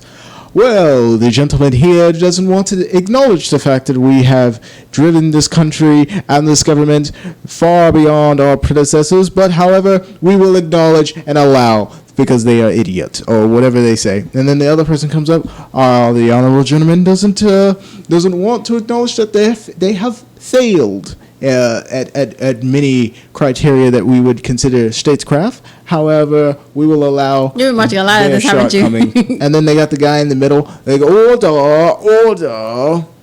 order. It's like, it's so interesting. Entertaining. It's entertaining for sure because it's like it's just so different. That's what it is. It's the idea that it's different that you find so entertaining. Well, the debate is definitely better. Not just interesting, but it's like they should be doing it the way that they're doing it over there.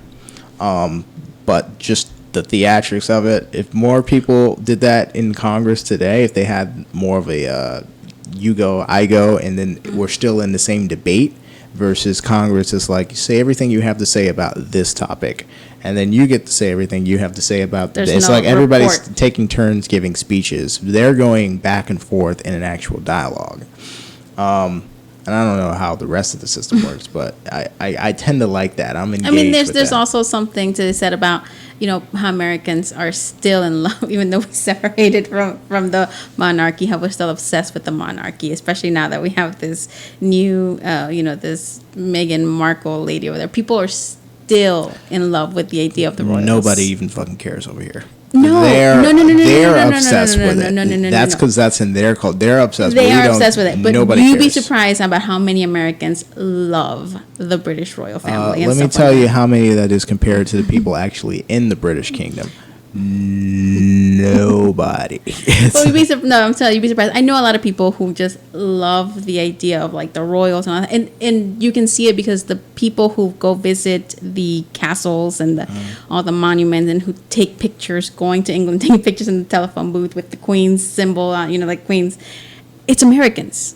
Well, very privileged Americans who the only thing that they don't have is the ability to become a monarch of any kind. Probably that, but nobody. No, I think it's people are just obsessed with the. Nobody knew who Prince Harry was before he got married to Meghan Markle, and everyone made a big deal about it over there. And, we see the pictures like, okay, well, that's what a prince or duchess looks like, I guess. Nobody's obsessed with them as in general. What I'm talking about is like Americans do like the idea of going to England, taking pictures in the castles. The movie Downton Abbey just came out. Obviously, people are still obsessed with that idea. I think that has to do with the idea of the tradition and the new, and the resistance of the tradition to the new. It's just a very, it's a balancing act, and I think there's something that just certain people are just very attracted to that idea. And certain people. Yeah, but I'm saying there's people who really enjoy that stuff. I hear it all the time. People are saying, oh, this and that. And, there's expats here, obviously, and in America, and they follow it up on it. It really is kind of interesting to see how silly it all is, because there's so many kids out there who aren't legitimate. It doesn't affect you, but it's like seeing a play. It's about Yeah, it's entertaining. It's entertaining, It's and very that's what I'm different. saying. It's It is entertaining. Just because It's of how just- different the culture is. Yeah. But if you ask me, go outside, walk down the street until you find a person who gives a fuck about any of that. I might walk all the way to the other side of Florida. Town. I might, no, definitely the other coast. I think I'll get all the way to the other coast. I'll just go to the people I know who are who actually People won't you know who the fuck Meghan Markle even is. You know, nobody knows who she was before. Nobody knew who she was married. exactly before. I think more people know about her now than when she was an on actress. some TV show, but I mean, Some USA Network TV show, by the way, people. I I don't know about all that. But anyways, yeah. So it's just go woman. you're like, We're in the age of women, right? yeah, The future's female. people always say that, but it's never really that Hey, true. Roe versus Wade might get gutted though. To be honest with you, it doesn't make a difference You don't care? to me. It makes a difference to me as in health wise, because I think that if it got overturned, which it won't get overturned, if it got overturned, people You don't would think just it's going to get overturned? No, it's impossible because You think it's impossible to get overturned? it would have to be just like so many things would have to be in line. Like like when people say the planets align, the planets would have to align. You don't think the planets would be, instead of 9 planets, 9 justices, which most are conservative now? First of all, we don't have 9. Yes, but they're judges. They're gonna It's 8 go planets though, right? 8 planet exactly. Okay. There should still be 9. Pluto. Pluto was never really a planet. Hey, I love Pluto. He's Pluto. a beloved Disney dog. Pluto can get out of here with that. Our But- moon is bigger than Pluto. I know, but still, it's Pluto. It made no sense. That's Mickey's dog. You take that back. Whatever. I didn't even get to play as Pluto on the Sega Genesis game when I was trying to get through the castle. Anyways, personal issues aside, I just they're conservative, but I think they wouldn't sit. They know that they can't really say, "Oh, we're going to overturn it." Because why do you say they can't? Why they know that can, they can't? but they can. Anything Why do can you happen. think- People why do can you do whatever the think hell they- they want, basically. why do But you I'm think going to they tell you won't? why. Because it would just mean going back to a time where women. Because just because you outlaw something doesn't mean people are still not going to do it. People are just going to go ahead and do it anyways. They're going to try to do it, yeah. No, they're not going to try. They're going to do it. Abortions have been going on for as long as women have been getting pregnant. No, some people won't do it because it would be against the law if it got overturned. Yes, you're absolutely right. Right. Some people wouldn't. But let's be honest here. The majority of people, okay, if people really followed the laws, like as in, you shouldn't be doing drugs because they're bad for you because they're outlawed. How many people do you know still smoke weed, even when it was outlawed? Well, it's not about following No, the law. no. It's just about but not how many wanting to be people- punished because some people will But get the- punished for it. Yeah, but Only women could get punished for that. no, it doesn't. It's still, abortions have been going on since like the beginning of time. Yeah, they have. I know. And women still did it. Well, And women went to jail for it. And guess what? They still did it because for certain women, that the punishment is still better than having a baby and having to raise it for the rest of your life until the day you die. punishment is death. Nobody dies. Why? When you get to Some abortion, people yeah, some consider people go it to death. murder. I mean, that's like Oh, one of of course. that's the argument. That is the argument. And let me know something. It really is, because you're killing a living thing. I mean, you can call it whatever you want to call it. But to call it murder, you're not killing a living, breathing person yet, though. But it's technically not a person that you can it's murder. still in the womb. It's still growing. I mean, we've all seen the horrible videos, Of of these babies, have you actually ever seen an abortion video? I hope you weren't going to tell me about the fake stuff that got sent around No, about no, Planned no, no, no. Parenthood, There where is- they doctored the video. No, and there all is that. there is actual videos where people have just like for Abortion educational videos? purposes. They are Abortion actually videos? for educational purposes. They're not like for the media. There is things. There's some things that do get videotaped. And they're usually put out there for doctors to review, for doctor stuff. For actual education, medical. They actually don't put stuff. them out there. They don't put them out there. in Exactly. Courses. And exactly. things, Exactly. That's what I'm saying. Like that's what they're for.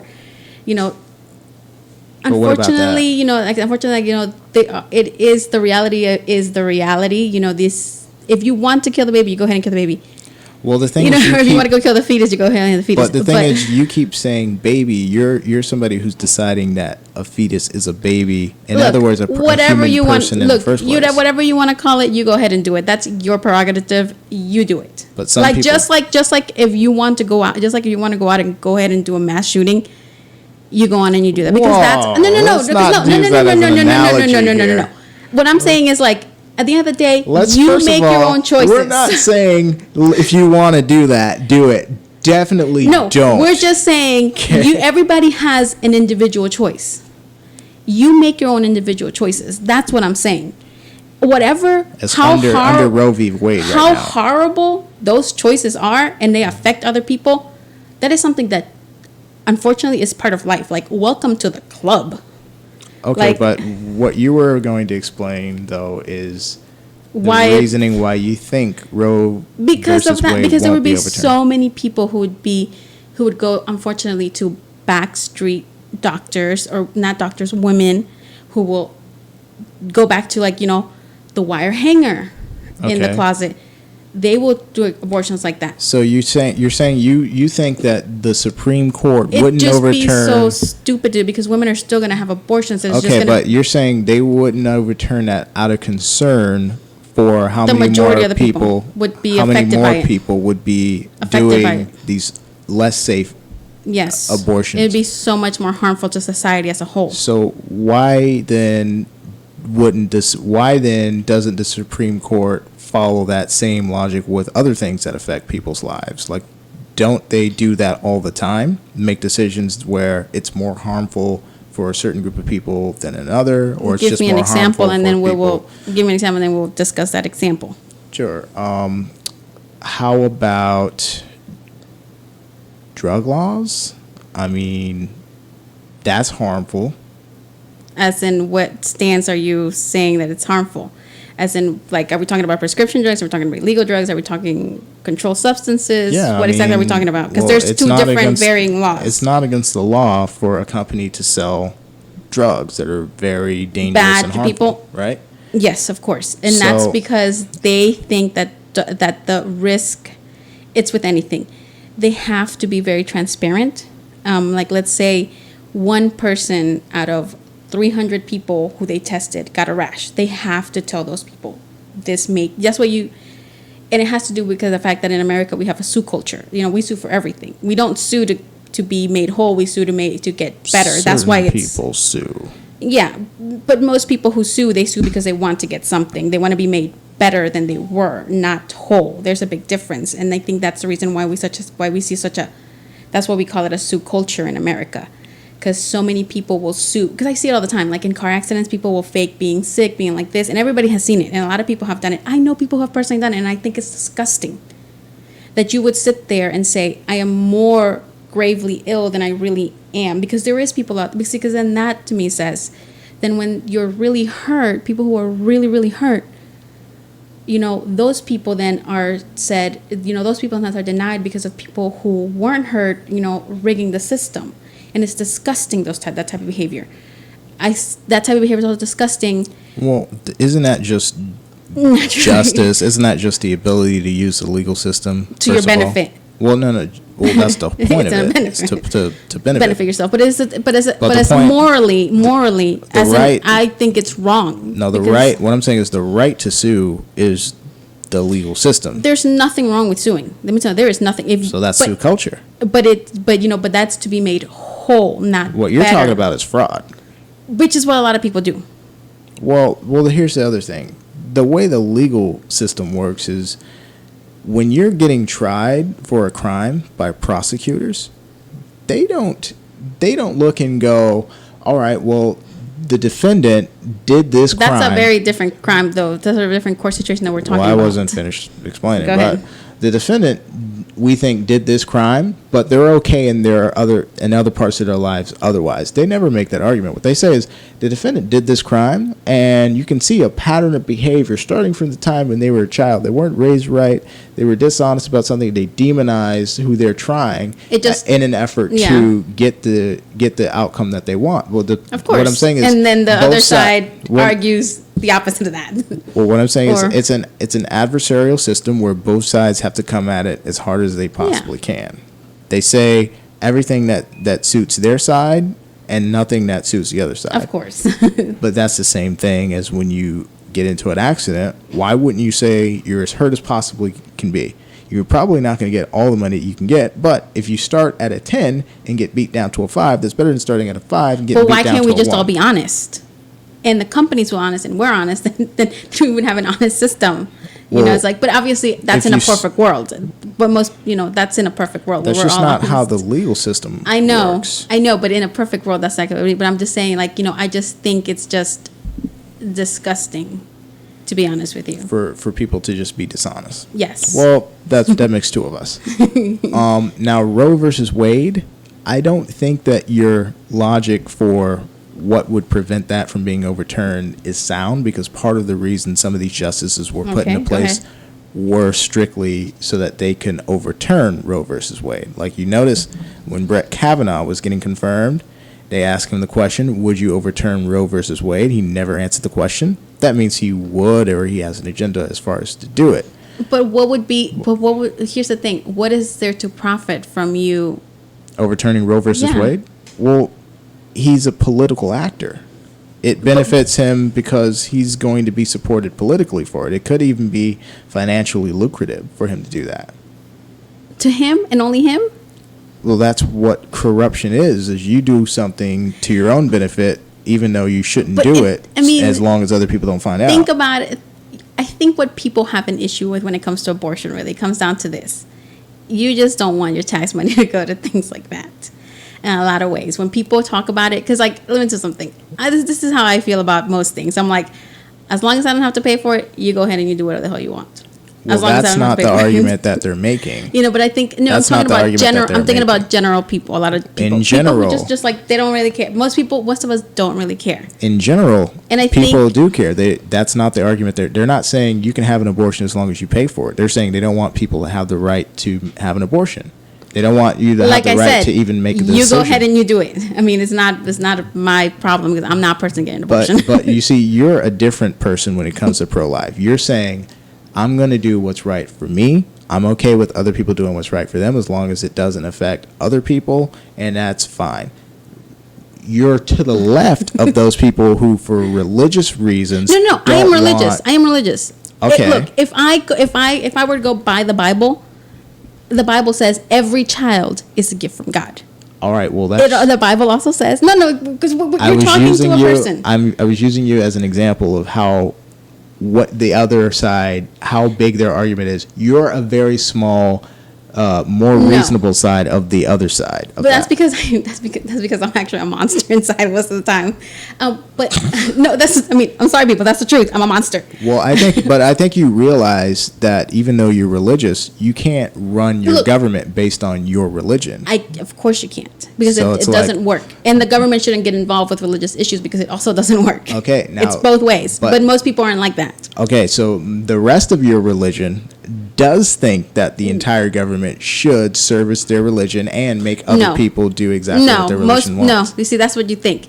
If you ask most people who actually go to church and stuff, they don't really, it's not a big an issue as you think. It's just like you said, it's propaganda. It benefits no one, but it grabs everybody's attention.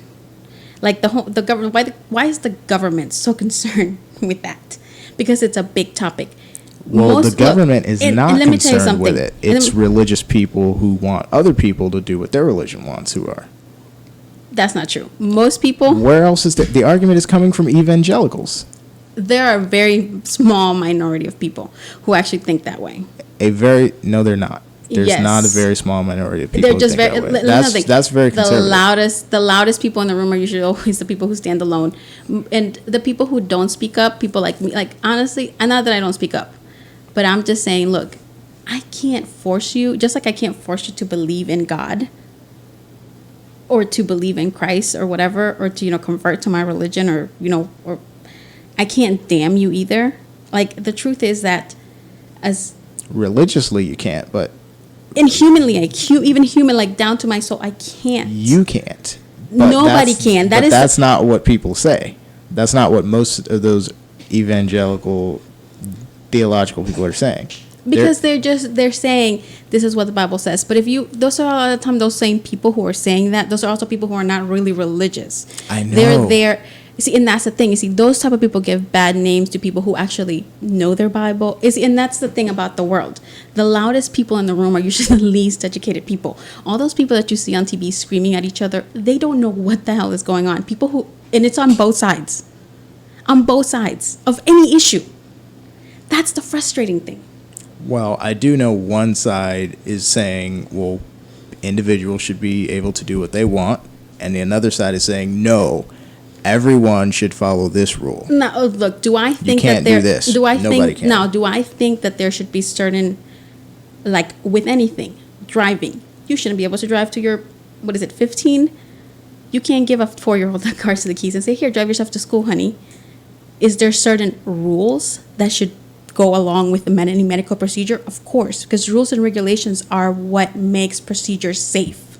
Yeah. So, if you're over a certain couple of months, it's not beneficial for you or for that child that's growing, or fetus, whatever. Look, you can call it fetus, you can call it thing, you can call it cells of blood, whatever the hell you want to do. I can call it a baby. Okay, I'm gonna call that mug a baby. I'm gonna call it a baby. I'm gonna call that little mug a baby. Mug a baby. I'm gonna call that mug a baby.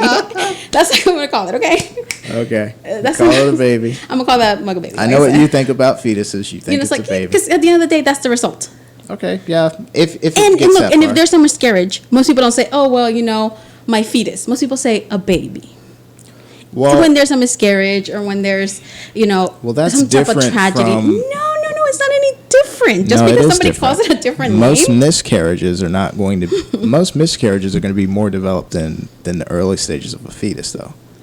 So it's like it starts to have the hallmarks of a human. Here is where we're counting. We're just going like this.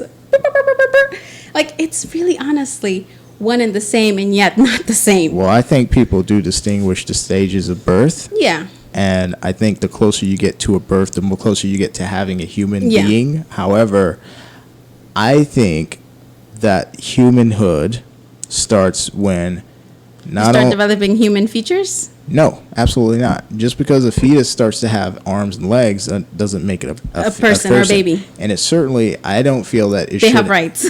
No, I'm saying I don't think that they should have. Well, they really don't. they can't vote. What I'm saying is I don't think that you give a fetus the same inalienable rights as a fully developed human, which is independent, not requiring someone else's lifeblood. Babies, so then like little babies shouldn't, like, it's like we're pulling out here. We're like picking out hairs. Like, no, it's here, not. Just Those are two different things. So a fetus is still within a person's body, requires that person to continue to live. A baby, once it's been born, it still requires somebody to live. No. It doesn't require a person to live because they're not inside of that person. You can start to give a baby formula. You can start to give it medical care. That's when I feel that it has human rights. So once it's been born, it's been separated from the person who has been giving it life, right? Okay. I completely get your. So your I don't think anybody has an issue with calling a baby once it's separated from a person. Okay. Then why do people make baby announcements? What do you mean? It's ridiculous. We're just nitpicking at words.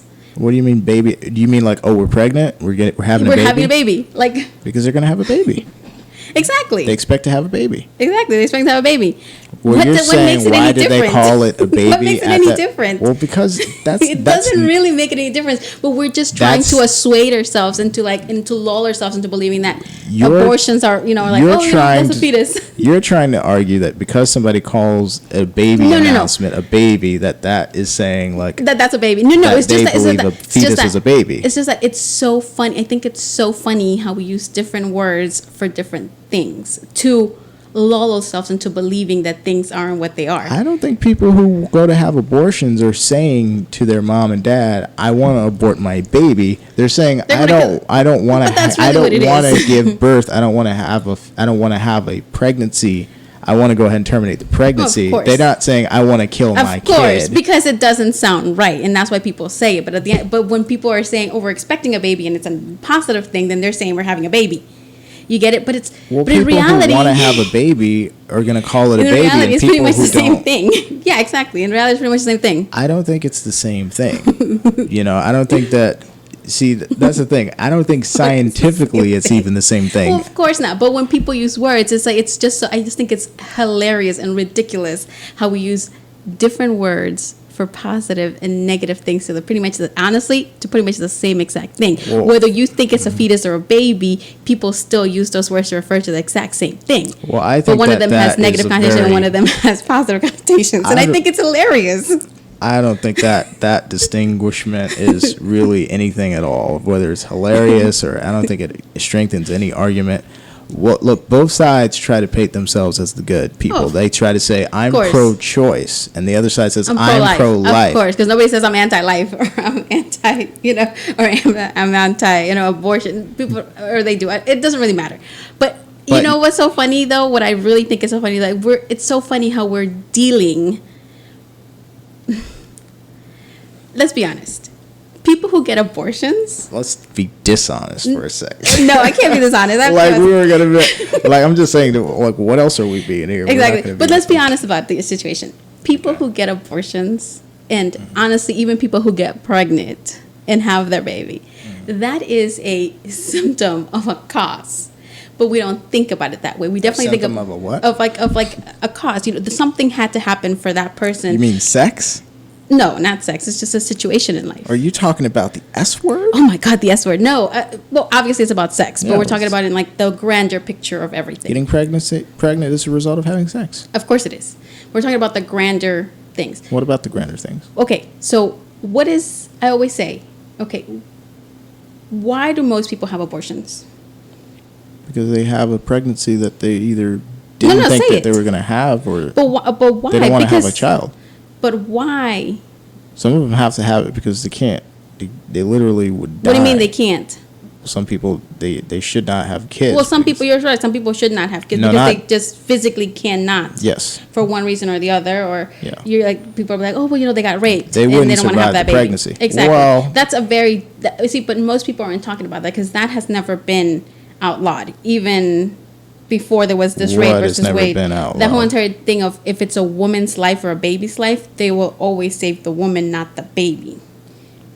That's usually been the That's- choice by the doctor, who is the no. woman is the patient. So of course you have to save the patient. Exactly. Yeah. There's never been an argument about that.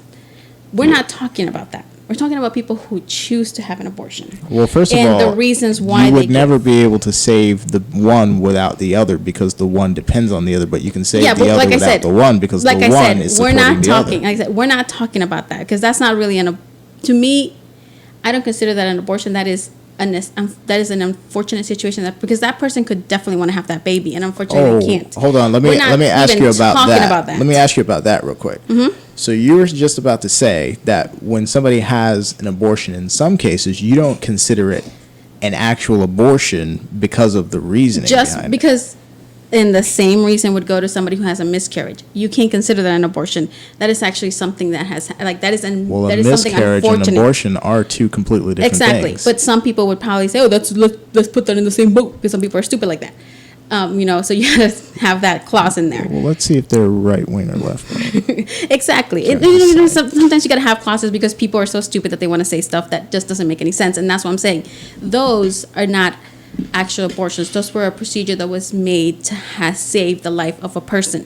Those are few and far between. Well, abortions save the life of people all the time. Exactly. Those are far and few between. But the majority of the reason why women, especially because it's always women that go into to get the abortion, why they say they get the abortion, it's always a financial reason. Oh, I don't have anybody. I can't raise the baby because I don't have the money. I'm not young. I'm too young. I don't have a partner. And my issue is here, why are women being smarter? Well, why are you not women using who a say that condom? they're having an abortion, there's a large amount of women who don't say because it's a secret. What do you mean it's a secret? Because they don't want people to know they're having an abortion. But women who are very honest about it. People who come, the I've known percentage women- of people who get abortions who actually want to speak about it, just like the percentage of people who get polled on something, right? It's like with anything. But like I said, like, because I've talked to women who've gotten abortions before. This is usually their reasoning. And The ones that you talk to, yeah. right? Like I said, this is from my small group of people that I know, and also from people that usually, they get polled. They want, either they show their face or they don't. Like sometimes they get polled, like, oh, what do you think about this? Or you come up with an argument, and a lot of times these people give these excuses, as in, well, not excuses, reasons. I'm sorry to say excuses. I mean reasons. It's like, oh, I'm too young, but you weren't too young to have sex. Oh, Well, I have, just because I have somebody no wants to money. I have no money. Right. Well, if you don't have the money, here's my issue. If you have sex, the possibility of you getting pregnant is 100%. If you're not using precautions, as in birth The possibility control. of somebody getting sex is not 100%, No, even if you don't use. But you know what I'm saying? It's like contraceptive. that possibility, the possibility of you getting pregnant. It could be that. It could happen at any moment. Like the pull-out method has never worked, people. All the young people listening out there that think the pull-out method works, Pull-out method has worked. Yes, but not 100%. No, it And hasn't neither, worked and 100%. and nothing, and no contraceptive is 100%. That's totally true. But here's my thing: if you know you don't, or you're not ready for a baby, why are you having unprotected sex? Well, that's like saying, well, if you don't want to have an abortion, why are you having sex? Well, if you didn't want to have, Like, I don't get it. If you didn't want to I use don't it- understand. I don't understand it. well, do you have a problem with people using contraceptives? No, or of course not. That's why they're readily available. And let me tell you something. That is something that women should be fighting for. For contraceptives to be, as cheap as can possibly be, so we don't have to have things like riskier procedures like abortions, because there are risks involved, and whether that's emotional or physical, it's still a risk, because a lot of women who get abortions come out extremely messed up afterwards. And I've heard of a lot of horrible cases about women who get abortions, and then years later they try to have babies, and they just unfortunately are not going to be able to, and then they want to be mothers, and now they can't, because now they're quote unquote ready. But here's the thing about babies: you're never ready. Here's the thing about life: you're never ready. Nobody's ever prepared for anything in life. Life comes at you fast, it hits you hard, and you just got to roll with the punches. You can't plan everything in life. Actually, But people there is- plan their weddings and they plan their babies and they plan a lot of Yes, things. but it doesn't mean it's going to go the way you want it to, because millions of women plan their lives. They don't know that their baby's going to come out sick. But why do you say, well, if you have to get an abortion, you shouldn't have had sex? No. Why- I'm not saying no. I'm saying why do people always say, oh, I'm not ready to have a child, but then you're ready to have unprotected sex? That's what that's what I'm possibility- asking you about. Like, That's what I'm why asking. would you say, why, I don't understand it. You If don't you're not understand- prepared, so you don't- if you're not prepared for one thing, why would you do something that raises the probability? It's like me saying, I'm not ready to die, but yeah, I go drag racing. Or I go across the street without looking. Well, Ruth. Well, apparently I'm ready to die, apparently. Ruth. It's like, But I don't what you're- get it. But that's because I'm a logical person. I think very logically about things. You don't think it's logical to do drag racing if you're an expert and you have experience in it and you know you're probably not going to die? Like, But I'm not an amateur? expert. Okay, but what I'm saying is some people are. So people are an expert at having sex and pulling out, No, and that's why you have unprotected sex. No, but what I'm I saying, mean, I don't get it. What I'm saying, Ruth, is what you're saying is you shouldn't have an abortion. If you have to have an abortion, it means you shouldn't have had sex, or you should have known better to have sex. Well, you should have known better. The possibility is always there that if you have sex, but there's always a possibility that you could get pregnant, even with contraceptives. But why are you so hung up on people having sex? See, No. I'm not hung up on. I'm not hung up on. I'm just saying.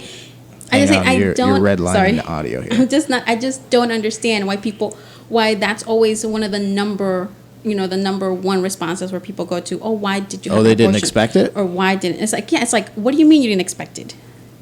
It's You don't understand why people wouldn't expect that. Like if they had contraceptives and they still got No, pregnant, you no. don't understand why they didn't expect And even it. then, even then, like I said, it doesn't matter. You could be on the pill. You could have a condom. You could still get pregnant. Yeah. So doesn't it make happens. sense for people to be unexpecting that would happen? But if then they when feel you like, have, but most of the time when you ask people, they're like, because especially young people, they're very nilly-willy about life because they're young. That's expected of them. They make mistakes, sometimes big mistakes, some and of people them are should. really stressed out planning and thinking about the future, but okay. Go ahead. And so they go ahead and they have unprotected sex. If you're actually thinking about your future, why are you having unprotected sex? You mean if they thought they were on the pill and they would not get pregnant? Like, why? Well, I don't get it. Then don't- people are like so surprised. But I'm talking about totally unprotected. Like Okay, no some condom, people no do nothing. that. And there's a lot of people who do, especially young people. That's why the majority of people who get abortions are usually on the younger age, and people are like, oh, that's because older people are prepared. Nobody's ever prepared to have a child. Nobody's ever prepared to be a parent. People are Nobody. pretty prepared to have kids. No. Some people want to have kids. They try to have kids. They're Of pretty course. prepared. So, but what I'm saying is, They have a plan. Okay, but but- when you get to the actual having a child, it is totally different than actually Raising a thinking kid, and you mean. preparing you have a child. well, maybe if you never know- did it before. But Ruth, here's Well, here's most of the time, those people have it. That's why they're getting prepared. That's what they think they're getting prepared. Because only people who've never had children always say, "I'm getting prepared to have a baby," or "I'm preparing myself to be a father or a parent." Actual parents know that it's a whirlwind. Like you can't be prepared. Sometimes it is. So it depends. But Ruth, don't you think? Here's your issue with this abortion Mm-hmm. thing. Number one, you're a religious person.